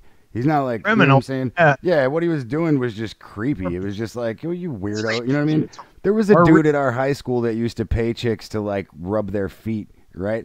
Like, it would, like, so, hey, listen. I think you talked about that before. Yeah, I've mentioned it on the show. before. Yeah, and so that's what I'm saying, though, is that, like, listen, he was creepy, but he wasn't a rapist. You know, he's just fucking creepy. Like, I don't want to hang around that guy, but, you know, I wouldn't put him in prison. Sorry, dog, you know? really defeat, you know? Yeah, hey, I brought this up on the Friday Night Super Show. I want to ask, well, Trip was there, but back when I was in high school, there was this guy. I was like, yeah, if we, you know, because Columbine and all that shit had happened. So I was like, yeah, if we did have a school shooting, it's going to be that guy right there. If we ever see that dude come in school with a gun, I knew, you know, I could have predicted it. But I watched it. You I saw know. an article where they said that about this guy, where they had yeah, a bunch of people that were Yeah. like, yeah, this guy definitely, he's going to be the one to shoot up everybody. Like, it you know? was a running gag, you know, but Dude. like a motherfucker be joking at lunch, like, yeah, I'm gonna shoot people one day. He'd be like, make sure you let me know a day ahead of time. You know what I mean? I ain't gonna be there. Be friends with that guy. Don't make fun of him, you know? right. Who did that joke? Who did that joke about giving the Snickers to the fucking school shooter? Oh, it's one of dude, the I don't greatest bits of all time. I They were want to like, hear it, though. it's like, oh my god, damn! I really wish I could fucking remember who fucking did that joke, man. Yeah, I mean, But it it's was like- really fucked I up. would always- well, the bit was I would always give candy to the outcasts, like all the crazy people or whatever. Like I Get like some gum, man. right. So I would hope that when they were shooting up the school or whatever, they would look at me and just go, giving them fucking candy like yeah. they're fucking zoo animals "Thanks for the type of deal. Yeah. They would just go, "Thanks for the candy." Oh, You know? Yeah. Thanks for the ride, lady.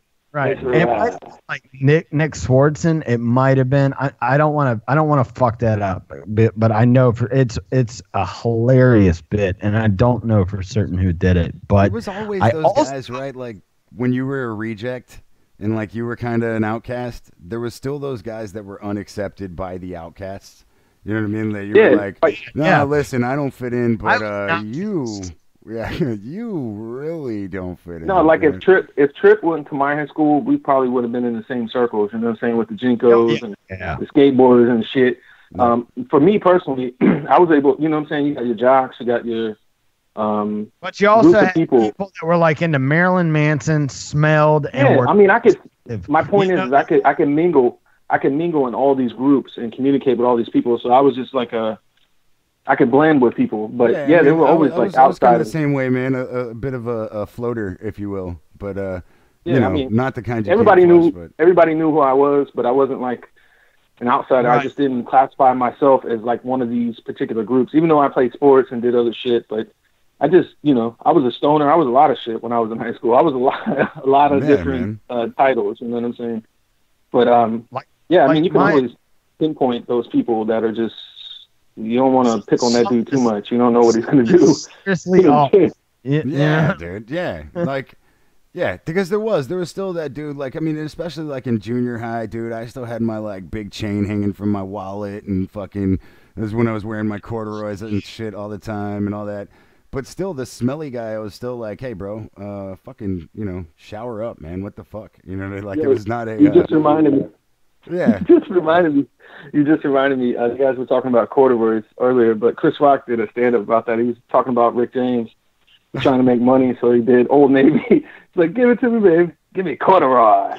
By the way, I wanted to bring this up. I'm glad you actually mentioned Chris because Dude, I I haven't watched. watched Tambourine yet. Don't ruin that shit for me. I'm not gonna ruin it for you. I watched. Give me it corduroy. last, Yeah. I watched it last night, and Thank you, Sam. I love you. there's a lot. Baby brought me a drink. A lot more. This is the first special he's done in almost 10 years. It was like 2000. Yeah, I heard about that. He had Killed the Messenger. By the way, I have every Chris Rock on DVD. Every Chris Rock dude. special I have on DVD. Listen, But, dude, that fucking Bigger and Blacker when I was a fucking teenager was probably one of my favorite stand-ups ever put out. Like at that moment, like I had listened to Carlin and shit like that, but it was just stuff like, oh, this is really interesting. And I remember seeing Bigger and Blacker and being like, oh my God, this is fucking hysterical. This is amazing. I really hate niggas. Oh, dude, he fucking went off, dude, and his whole thing, dude. Dude, I just listened to Ross's explanation because Ross went on tour with Chris Rock for Tambourine. Yes. And he was talking about, he was like, listen, dude, Chris Rock is so much different than any other comedian. He was like, and now this explanation is something that I had never heard of any other comedian doing, and most comedians being completely anti, like bringing up a band or bringing up killers as far as like, people that are other comedians that actually get out there and murder an audience.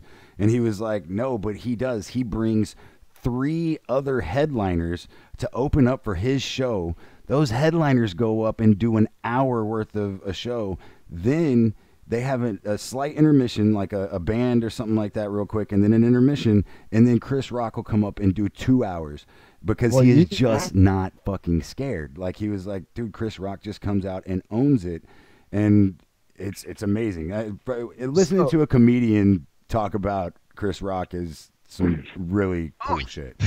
Yeah, absolutely. And like I said, Bring the Pain, like that is my like a top 5 like game changer for me. I was 11 when that came out. I think I was 11 when that came out, and that totally, that was just one of those things that came out where I was like, this is the dawn of a new fucking era. Yeah. You know what I mean? As far as stand-up comedy goes. But so anyway, I watched this last night.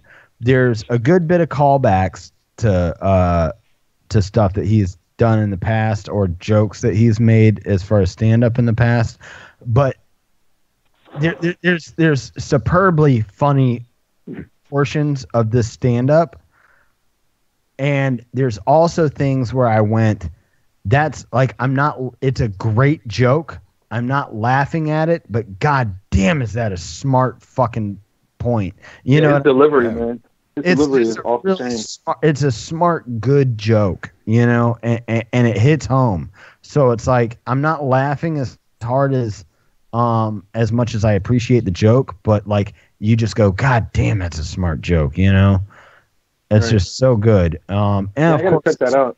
Chris Rock. By the way, me and Britt had this conversation while it was going on, and I was like, she's like, how old is he? And I said, I think he's like 50. She's like, what is he, like 50? I said, he's older than 50. I know that. He's older than a lot of the guys that I watch. So I'm like, yeah, dude, because he was my age. He was He's- my age on SNL. He was like in his 30s when he was on Saturday Night Live. Right. Right?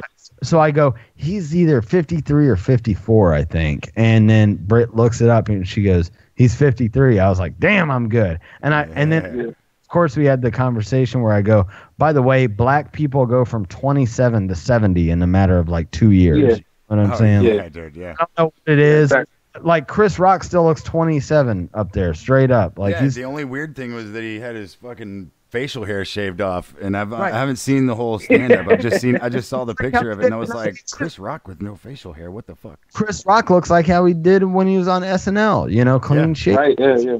Yeah, and he And, actually Chip, does I wanna look let you know, that too. old too. I want to let you know every time that we do, motherfucker crazy. I do like his fingers, man, because he has those hands, like the Chris Rock hands. You know what I'm talking about? Like he, Actually, his index finger and shit. I be doing that shit on the shows. Nobody can see me doing it, but I always do that. I do it But too. Hey, Chris Rock Yeah. is one of the first guys, dude, that started telling jokes. Sting shit be crazy here. Oh, Dennis can't see it, but You fucking- can't see it. but Zach can. And so I'll do the bit, it's like sometimes shit just be crazy sometimes. Things ain't always like that to do, but when they do, man, they're crazy. Look, here's the Everybody thing. when you got that crazy person in your life, and sometimes you just be like, man, come on, man, you fucking crazy. It's fucking you crazy. dude. He's doing a perfect imitation, but for those people that know Chris Rock, your fingers are like 2 Yeah, and inches that- too short. Like Chris Yeah, Rock has and then- those like you know what I'm saying? octopus fucking Dude, I got- fingers, dude, that are just Sorry, like. I got this stubby fucking Native Yeah, American. You got like hands. the toe fingers. Dude, no. fucking- They're- Or you know what I'm saying? When Chris Rock does his shit, he'll like take the what I he'll got. take the microphone wire and like swing it around himself. Like, yeah, motherfucking crazy, dude. Crazy. He's one of those guys that owns a stage. Like he looks like when he gets up there, he looks like it's his, and it's not a. Whereas like Carlin and shit, like you still see them as guys that are on that stage to talk to you about something. Almost personally vulnerable in order to connect in that way. Yeah, You know? and Yeah, he's Chris really good Rock at what he seems like does. he's in his fucking living room. You know what I mean? Like there's it's like a weird thing, like where it feels like he's talking to you from his living room. Exactly. Chris Rock stalks the stage like somebody that was in your house and then brought up a topic that really irked your nerves. Yeah, you just and you just don't have the heart to tell him to fucking leave. no, you know what no, I mean? you just had the heart to tell him. So you're gonna put the guy on Front Street. The guy's Yeah, sitting like, on get up here, motherfucker. and he's stalking your living room. What going, is in the jar? Is that Oh, pig piss? God. saying right I now? want the Like, pig foot. I want the pig feet with the nail on it. right. Dude, No, I I want nail on Anthony. Dude, he's one of those guys, dude. Talk that'll about you start or you off Pope. a joke. He'll start off a joke, and you'll think he's going one way with it, and by the end of the joke, dude, he went to a totally different avenue that you had no idea was happening. It's an hour long. You should watch it tonight, Yeah, man. dude, It's I want to see it. Yeah, I'm gonna check that out. it's I it, have to. it the only criticism I really have of it is going like there's a lot of references to old shit, but I understand it's like Chris Rock is like the tool of fucking comedy, right? You know what I'm saying? He's like it's been almost 10 years. It's been 9 years since he put out a special, and Damn. there was some stuff where I was like, wow, that's really relevant, even though I know that this was filmed before this shit happened. You know what I mean? Like this shit was still filmed in 2017, and then he's referencing like very current shit, like within the past couple weeks. And it was filmed. It was filmed months ago. You know, but that's how awesome and insightful Chris Rock is. But Yeah, I gave him shit a couple years ago. I know we got to get out of here eventually tonight, Yeah. but I gave Chris Rock shit a few years ago because he gave a quote where he was saying like Barack Obama is your daddy or some shit along those lines. Like Barack Obama is everybody's daddy. I was like, what the fuck is he talking about? that But, was you know. in his last special that he did, the Kill. Yeah. And that was 2009 when that came out. You know what I'm saying? All right, well, Yeah, still. it's like no, but it's like Patrice's bit where he's talking about it. It's like if white people would just shut the fuck up, we'd be against him too. You know what I mean? Exactly. He's like, we just can't be against him because you motherfuckers won't be quiet. You know what I mean? And I'm like, that's probably a pretty good point, right? It's really like one of the top bits of all time. If nobody knows Oh, that, yeah. that we haven't played that here before as much as we play Patrice shit. Patrice that, shit like, and talk it's like political if shit. you white Yeah. people would not hate the guy so much, like Yeah. black people are 2 steps Yeah, we'd going already be done with him. Yeah. with him. Yeah, Yeah, yeah. hey, that brings me to another thing. What are you guys' thoughts on like that whole painting thing? Because we haven't touched that on the Friday show, and I don't know if you guys touched on that, but like the whole Obama painting. You know what I'm saying? What are those like pot? I am flying glad and shit? you brought it up, Dennis. Well, I don't There's know, but a sperm of the Illuminati floating in Barack Obama's head in that painting, painted by some African ivy leaves out back, which Cutting I off white people's heads and shit. find very You know? racist and disturbing. those are all the fucking There's fucking stacks of white bodies in those bushes. Yeah, no. You got all these paintings. You got all these paintings of presidents before him, and then you got this motherfucker sitting in a chair with like forest behind him. Like, in what the front fuck? of a bush. What are you doing? Well, I mean, it With a wasn't done by. And his forehead, if you haven't seen it, by the way, go check it Yeah, out. there's an I haven't Illuminati. I haven't symbol. done any research on it, which probably makes me a fucking terrible fucking co-host for to be speaking on all this kind of Don't shit. You've seen Got But- your back here, Zach. But I mean, really, like, here's the thing, right? Like, and I've mentioned this on the show too, right? Like, I've kind of become a little bit detached from all of it because, to a certain Yeah, because you're not degree- even on Facebook Oh, anymore. fuck no. Yeah, dude. Like, and you know what? Listen, I'll say this. Like, I realize, like, Facebook is where a lot of us came together there and everything like that. But, man, dude, Right. I don't... When people ask me, dude, and they're like, hey, man, so how do you feel about not being on Facebook? Dude, I don't even think about it. It's amazing. Like, I love... that's good. Like, and to tell you the truth, like, I fuck with Instagram, right? But I enjoy Instagram because I can look at a picture and be like, oh, cool. That's enough for me to take in. You know what I mean? Like, I don't need... 80 need to to take 5% of the shit that I do on Facebook is for this show. anyway. Exactly. Well, and that's the reason that I didn't have a problem stepping away from it was because I was like, no, really, the only thing that I give a fuck about on Facebook, I know don't think Trip is already Trip is- handling. You know what I'm saying? Like, I think Trip's already fucking handling it. So, you know what I Right. mean? And plus, that would have really fucked me if you stepped away before I did, and then I had to fucking do it. You know what I mean? So, really, I was just Well, sliding in there. I want to you know? tell you, Zach, we miss you in the Facebook community. We definitely do. Yeah, dude. Like, I really no. we Seriously, miss you. talking to you guys is about the only thing that I don't get there. But really, the only people that I really spoke to on Facebook that aren't in my direct With fucking you, life radio, so are Yeah. are y'all. So it's like fucking. I'm not missing out on anything. You know what I mean? Like like I get to talk to you guys. That's that's pretty much the only people I fucked with that aren't in my everyday life anyway. no, I respect that, man, because I'm moving towards that myself. You know, if it wasn't for the shows, I think that's what I'm going to get to at a certain point. Is like just promoting the shows that we It do, does. Dude, and there's all a my certain personal amount of shit, all Facebook that other does shit. fuck with your head. Clear as crystal. Right. You get nothing. You lose. No, because Good day, exactly. sir.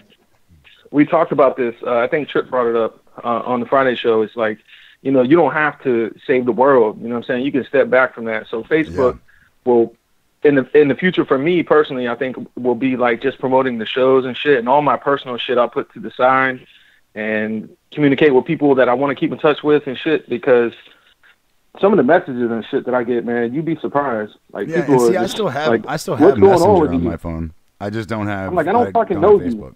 You know what I'm saying? People Regardless, get tired of me Dennis, posting PayPal and shit, or whatever I'm posting or whatever I'm doing, and people are like, I'm trying to figure out who you. I was on the show on Dab and Aladdin. I'm gonna let you go, Trip, after this, but I was on Dab and Aladdin show, and there's this guy that calls in, and he's trying to analyze shit. He's a younger cat. He's like in his 20s. He's like, oh, I'm trying to figure out who you are, Dennis, and what you come. I'm like, you're trying to analyze who I am through my Facebook post, and when I call into a fucking radio show, you don't know shit about me. Yeah. Like, what are you talking about? Like, Yeah, we've at never this hung point- out. We don't At know this each point, other. you are literally bitching at a personality. Like, you don't know anything about the I was like, this person is behind it. my alter ego, dog. Like, Yeah. if you ever thought in your little mind, this is all part of my Yeah. end game. This is what I'm doing. Hey, guess what? Like, this is what Fucking- I like when you know? people get involved, and me doing what I'm doing gets people involved. It worked with you. I'm only You in can this see for the that likes, right man. here. That's Yeah. it. It's not for the money. It's not for any fame or any. I'm in it for the likes. I'm not. Yeah. That's it. And You know? occasional shares. You know what I'm saying? It's all right. I'm glad, Dennis. I'm just glad with the big bucks that you're fucking cashing in from this whole radio Thank you. deal. That fucking Thank you. It's not going to your head. You know what I'm saying? So. You're keeping you're staying well grounded, sir. I'm glad to see it's going to your head. I'm humble, man. Cash. I'm humble, you know. Yeah, we bitch, can be appreciate that. You know, I'm glad to see it's not going to your head and fucking. It's like, yo, it's like I'm sponsored by Nike, but I would still love some some Right? right. I mean, can like, fucking still rock some Adidas, motherfucker. You know. Right. Yeah, you know what I'm saying? Like them old, you know, them suits that motherfuckers used to wear, the old Adidas suits. Like I need some of those. Yeah, cashing them Jordan checks, but if you see me not in a professional capacity, I'm probably rocking like a plain white Hanes shirt and some Jinkos. You know, and yeah, that's funny.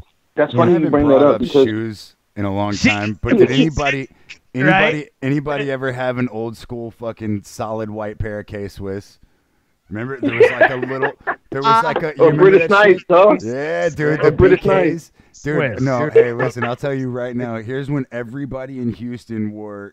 This is the only time that anybody wore these fucking shoes. But Spalding, Hakeem Olajuwon made some fucking Spalding shoes, and everybody had to buy them, and they lasted for probably about my new K-Swiss. Dude, they were fucking Spalding. They lasted for like, I mean, dude, they lasted for like 2.5 fucking months. You know what I mean? And then fucking Feli. Remember when Feli did the fucking Grant Hill shoes, and that was like their best seller. I used to have them shits in high school. It was like Feli, Grant Hills. I'll tell you right like now, I was my always the cat. favorite pair of shoes I've You know- ever owned was my fucking black and green King Griffey Juniors, dude. That was the fucking Exactly. shit. But Zach, what do you know? What do you know about them Reebok Classics? You know what I'm saying? Like them Yes, runner sir.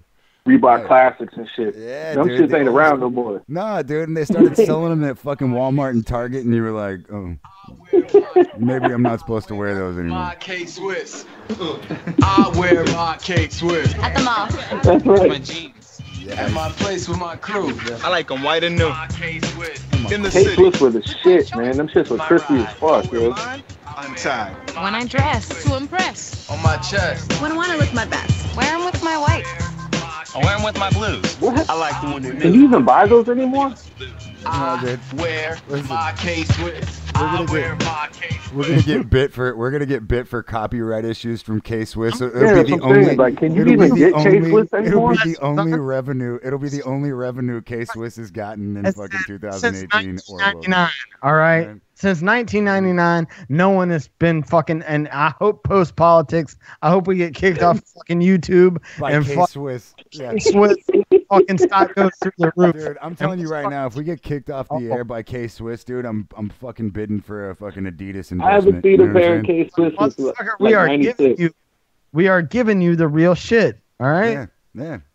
Dude, put me in some fucking. I'm telling you, dude, we could get another shoe company, dude. I'm saying Adidas because I could fucking rock a lifetime supply of shell toes for sure. Like I could Yeah, definitely, definitely. do that. I still got a pair of shell toes. Like Hell they're the yeah. all white ones. As All every white man ones. should, sir. Yeah. Yeah. I think it's one of those things that honestly, dude, if that was the only thing that we ever got from the show, right? If Adidas was like, here's a pair of shell toes, I'd fucking I'd be like, yo, good done, looking. sir. I'm good. Yeah, I'm good. Success. It Dude, tastes I so I knew a sweet. dude. I will look like Jonathan Davis in '97. I was gonna say. in the I was morning. gonna say that's the whole corn shit, man. Yeah, dude. No, dude. Because Tripp's he's still rocking the Jinkos, dude. Throw on some fucking crispy shell toes, man. And yeah. No, he's right though. Dude, if Tripp they is were fucking going out right. of style, We I would grab an endorsement in a heartbeat if they weren't going out of fucking business. You know what I mean? Yeah, dude. Right, a little late on that. But Tripp's right. We do need like a '90s. I don't know. Remember- A flashback, I guess. A '90s mentality. A '90s Dude, mentality. let's just of- have a show. No, hold on, dude. Let's do a show where we open up 90s music. We're all going to talk like we're in the 90s, and we just ride that bitch through like we don't know what's going on for 2 hours. Hold on, somebody's Yeah, beeping. that could work. dog. Hold on, somebody's beeping me. Yes, yes. Remember beepers? Hold on. You Hey, know what's what I'm this? saying? Hey, what's this upside down, this dog? payphone. What is Stop it? at this payphone. I need a fountain Dr. Pepper and I need to make a call. You got 35 cents, dog? Yeah, hey, what Shit, I number remember when is this? payphones were 25 cents, Hold motherfucker. on, hold on, What number gentlemen. is this? What number is this? Nah, bro, turn it upside down. Oh, all right. It says fucking. Yeah, I got you. You need to wait. You know, I could do this all day long. Do you think, dude, there's no way we couldn't do that for 2 hours. I just pulled yeah, that we out of could. my ass. I just pulled that out of my ass, and we could do that for 2 hours, no problem. It says star 9111. It must be fucking off. No, dude, wait. We got an anonymous caller. Listen, people, you can't call with star 67. All right, we need a right. No, when I used to have a pager, yo, So, that was hold on. like emergency shit. Like when a motherfucker put star 99 911. Oh, or no, whatever. dude. it But you is, had those shit, friends you know? that you never responded to their 911s because they always paged you with 911. Like they always thought they were tricking you. Like you were gonna always think, oh, Johnny's got an emergency again. You know what I mean? Like, nah, dude. I can't answer this. I'm playing Snake on my phone, dog. Oh yeah, dude. Yeah. Can't- Sorry, I had to hit end because, dude, I'm yeah. I've been Like on this shit for fucking 2 levels 27 into Snake. minutes. You know how long it is to play Snake for 27 minutes straight, son? Oh yeah. I'm playing Drug Wars on my TI-85. I know I'm supposed to be practice. I know I'm supposed to be You're playing like- right now, but I'm playing Drug Wars. Think if they had never Like, nah, thought, nigga, I'm on the toilet with my Game Boy playing Tetris. So I call you back. You know Dude, what I mean? think if they had never thought to fucking add saving to fucking video games, dude. Like, you remember Mario? Like, you had to fucking beat that bitch or turn it off and start all over. It Yeah. was fucking terrible. All right, fuck a memory Man. card. I'd fuck listen, like those. I hate to say it, but like those are like the hardship fucking discussions I have to have with my kids, where I'm like, you think we had a save button, nigga? Yeah, we we had didn't to have a save button when I was a kid. press pause and fucking go eat some chips and then come back and then fucking try to finish this game before the sunlight came up. You understand? Yeah. And by the way, we had to rent it from Blockbuster. Yeah, so it had to be back in 2 days. had to be Dude, back in 2 days, Do you son. remember how fucking big of a decision? You better hope you got a Game Do you Shark. remember how big of a decision though grabbing a fucking game from fucking Blockbuster was, dude? Like that was like a fucking life-changing moment. Like, yeah, dude. Yeah, especially when they had the game that you've been trying to get for like somebody Oh, but return that it's- motherfucker. yes. Like I'll be looking in the box. I'll be like, can you open the return box? So I box? can see? Listen, sir, can I look at the return box? Those haven't been checked in yet. Well, I'll just listen. I'll let you check them back. Just let me look, I'll wait. man. Yeah, I'll wait. wait. right here. Yeah, dude. And now we get pissed because the fucking movies that are delivered directly to our TV, like I can't find enough of them, or the rating was fucked up on it. You know what I mean? You know, like. Yeah, I used to go on the Blockbuster. Back in my day, we had 400 fucking movies Video at your World. disposal. Yeah, Oh be- man, Like yeah. this is when Yeah, this is we- like Super Nintendo and shit was around. But back in the day, we used to have this place called Video World. It was like a little store, and they had video games and shit. So I would go in there, and I'd be like, they would have like 2 copies of games, if that. It would only be 1 copy of the game. So I would go in there and be like, damn, I can't afford to buy this game. I'm like, Nah, hopefully dude. this motherfucker returned. I'll be counting down the days. I'm like, Hell motherfucker yeah. renting the game, and he's only got it Do for you ever a show day, up so there and they rented it's coming it back again? on Friday. The dude rented it, and you're like, dude, I want this motherfucker's address. He's I'm gonna putting it in fucking- he's putting Yeah. it in the fucking door. Yeah, And I'm like, dude. yo, that's what's up. You know what I mean? I remember it was the fuck, man, it was man, I can't remember what game it was, but I remember I'd been waiting on the game forever, dude. I walk in and a dude is coming in with it, but to re-rent it, and I remember standing No, behind fuck him you, and man. being My like, turn. "Oh, dude, he can't." 3 days, Right? son. Everybody gets a chance, that's all right? you He's got. got to put it on the fucking rack. Yeah, no, fuck that. You got to put it back on the rack, and everybody gets a chance at that motherfucker before you. Yeah, get we there. can fight this out. We can go out in the parking lot if you want. You know what I Dude, mean? see, But they had I'm gonna get another this place. motherfucker. You done? Hey, that was the 90s. People were getting in genuine beefs in the parking lot of Fucking right, dude. Us. Yes. Fucking right. It was like, dude, look, when's gonna be my time, son? We can Yeah. got it. You ain't Like got you to done had this shit for rent you it. done had this shit for a week and a half, motherfucker. Yeah. Right. You know what I mean? Here, you can pay late fees, or we can handle this now. Yeah, listen, motherfucker. I've been waiting for fucking 6 months to play Battletoads 2, and fucking, you're not fucking renting that Or shit Street again. Fighter. Yeah, dude. I'm like, Oh, I no, can't Street even. Fighter, You know dude. what I'm saying? I Come remember- on, man. Dude, Street no. 3. You know how long I waited for Who Street Fighter? remembers Mortal Kombat 2 getting released, and you would go play it at your buddy's house, but the loser was the guy that had the fucking Nintendo, so they got the edited version, right? Right, you yeah.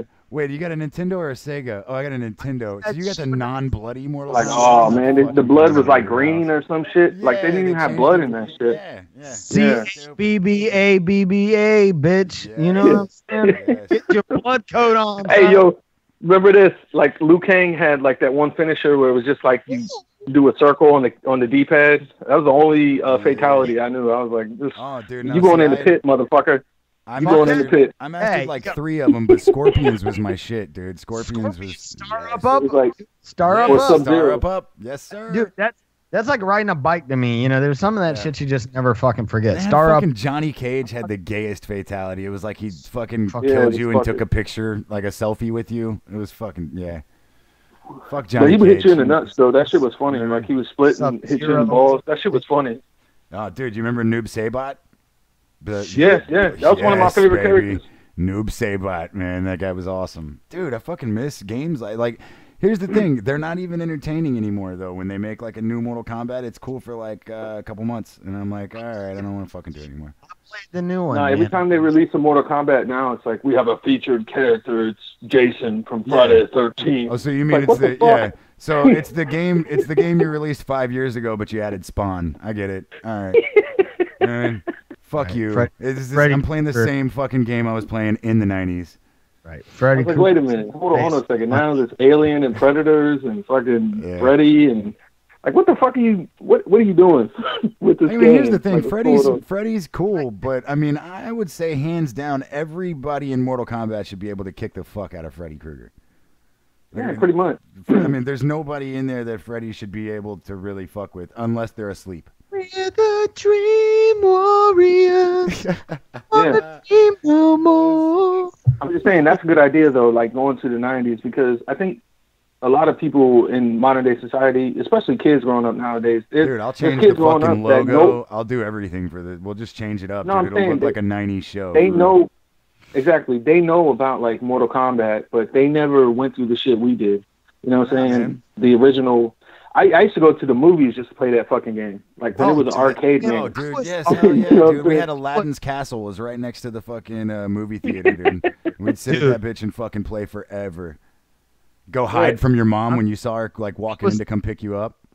And, like, I was And then you the- uppercut. They'd be like toasted. Yeah. I was the homeless guy in fucking arcade world, okay? Like if the arcade was a bridge, I'd have slept under it. You understand what I'm saying? Yeah, dude? what the fuck happened to arcades, man? Man, No, Shit but they was still around. had one when I got into high school, dude, and they had a amateur Soul golf. It was Calibur Mount. 2? No, it was Soul Mount Asia, Calibur 2? dude. Mount Asia, and we used to get baked, and No, I'm one of not my talking- buddies rode fucking like Yo, ran the and- golf cart place. NFL Blitz 2000. Oh, dude, you Yeah, don't know fucking shit right, about dude. Blitz, bro. Nah, Dude, I would fucking annihilate you. your Want some ass. fucking Blitz. Dude, Yeah, I would dude. fucking light a fire up Done. under your ass. Done. What about NBA Jam? Dude, You know what I'm saying? Like the yes. old NBA Jam, where like He's motherfuckers on would dunk fire. from like, Yeah. they dunk from half court and shit. Like, Right. god damn. Fucking big ass Mardi Gras heads Put the and big, shit. big head coat on. Yeah, dude. Oh, bobbleheaded looking motherfuckers. All right, dude, it's on. Fucking next Sunday Oh, we do, we gotta have a. 90s I'd say day. we have a serious show on Wednesday because we've had a fucking big hoopla here tonight. But I don't know, maybe next Sunday we gotta have a Yeah. '90s theme. We should just start making our Sunday shows more fun. Like we got psychedelic Sundays, we fucking did subculture Sundays. We gotta make up something for a. Every fucking Sunday yeah. should be a free for all, man.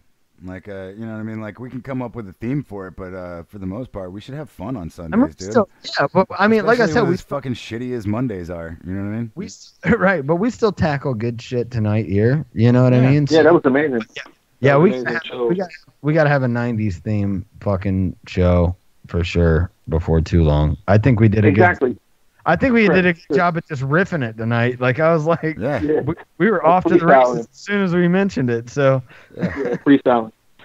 like you said, you know, '90s music is one thing, but just like that whole culture, we all grew up in that. We all experienced that. Like even everything was better in the '90s and in the '80s. Like I don't Yeah, know what fuck, the fuck even we happened. were when better got in the to 90s. 2000. Yeah, we were better. We were fucking better, but we were younger. You know what I'm saying? We didn't know shit. We were Yeah. young, but life was easier.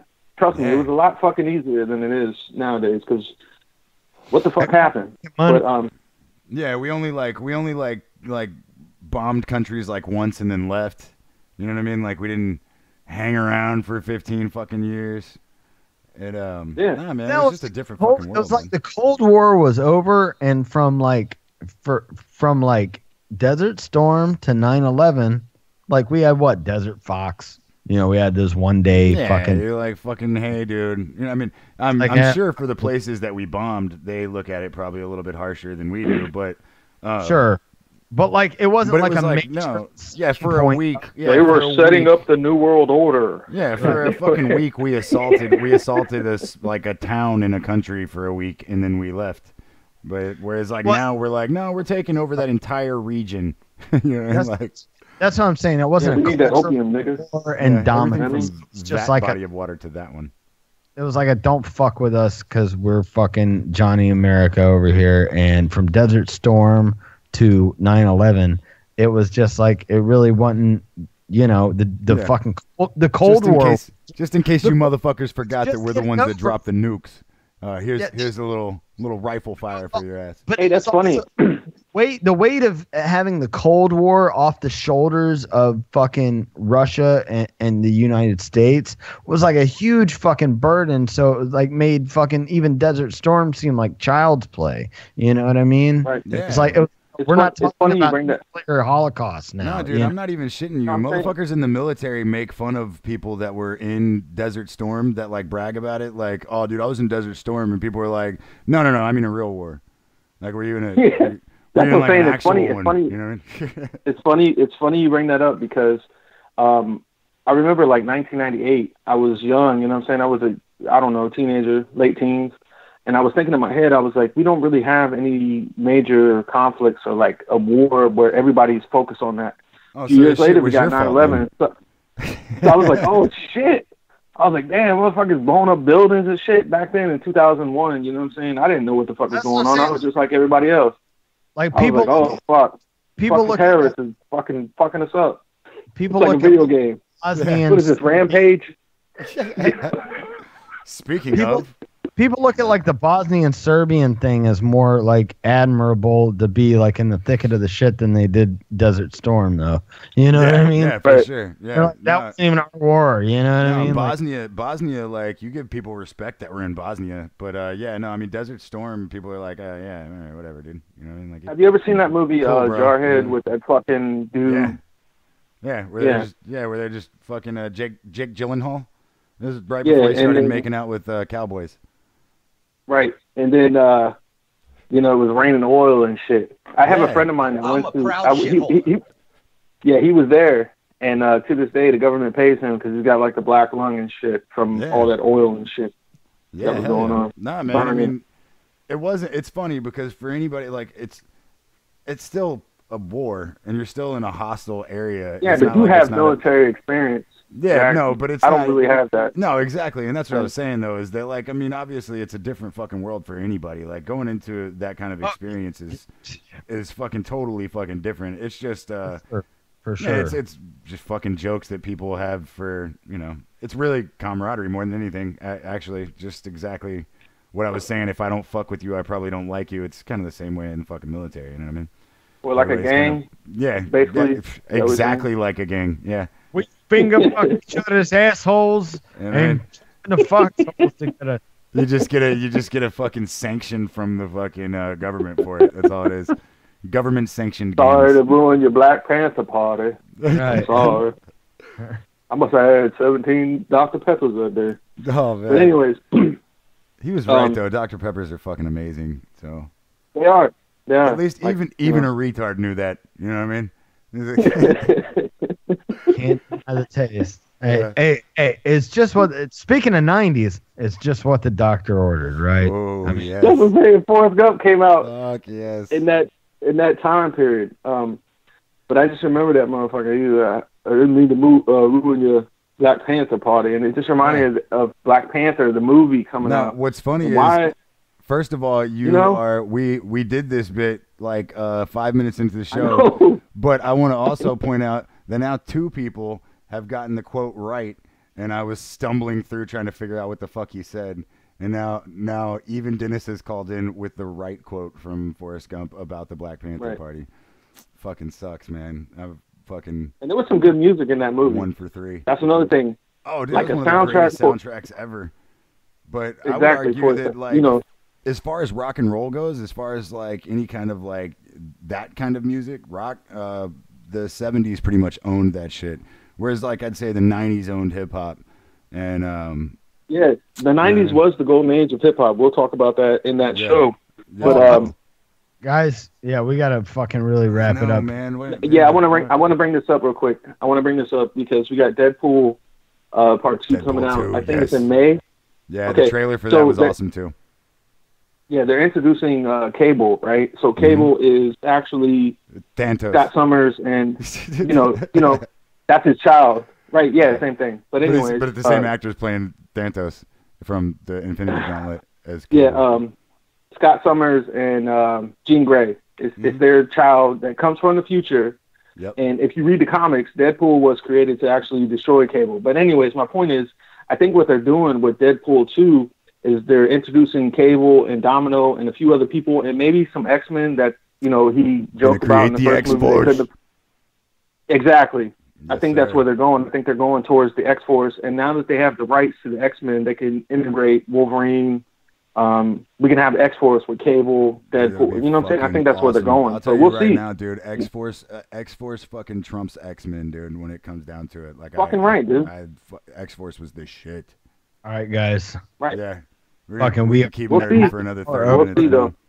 We done you guys We'll a see. service tonight, and yeah, I guess we'll pick that up on next Sunday night. We'll jump into some '90s stuff. So I guess let's do eating that. out tonight, you're gonna have to mute us, Zach, but our radio listeners will continue to be able to listen to it. Fucking, this is one I just pulled out of my ass from my thought bank from 20 fucking years ago. So I hope you know what the fuck this is. Oh yeah, and I'll see you fellas on Friday this week too. I'm open. 5-in-1 face lotion. 5 essential. Oh, fucking ads. All right, peace out. You can cut us anything, so we're not. Yeah, thank you. Thank you guys for everything you do. Great show. Show. And we'll pick it up.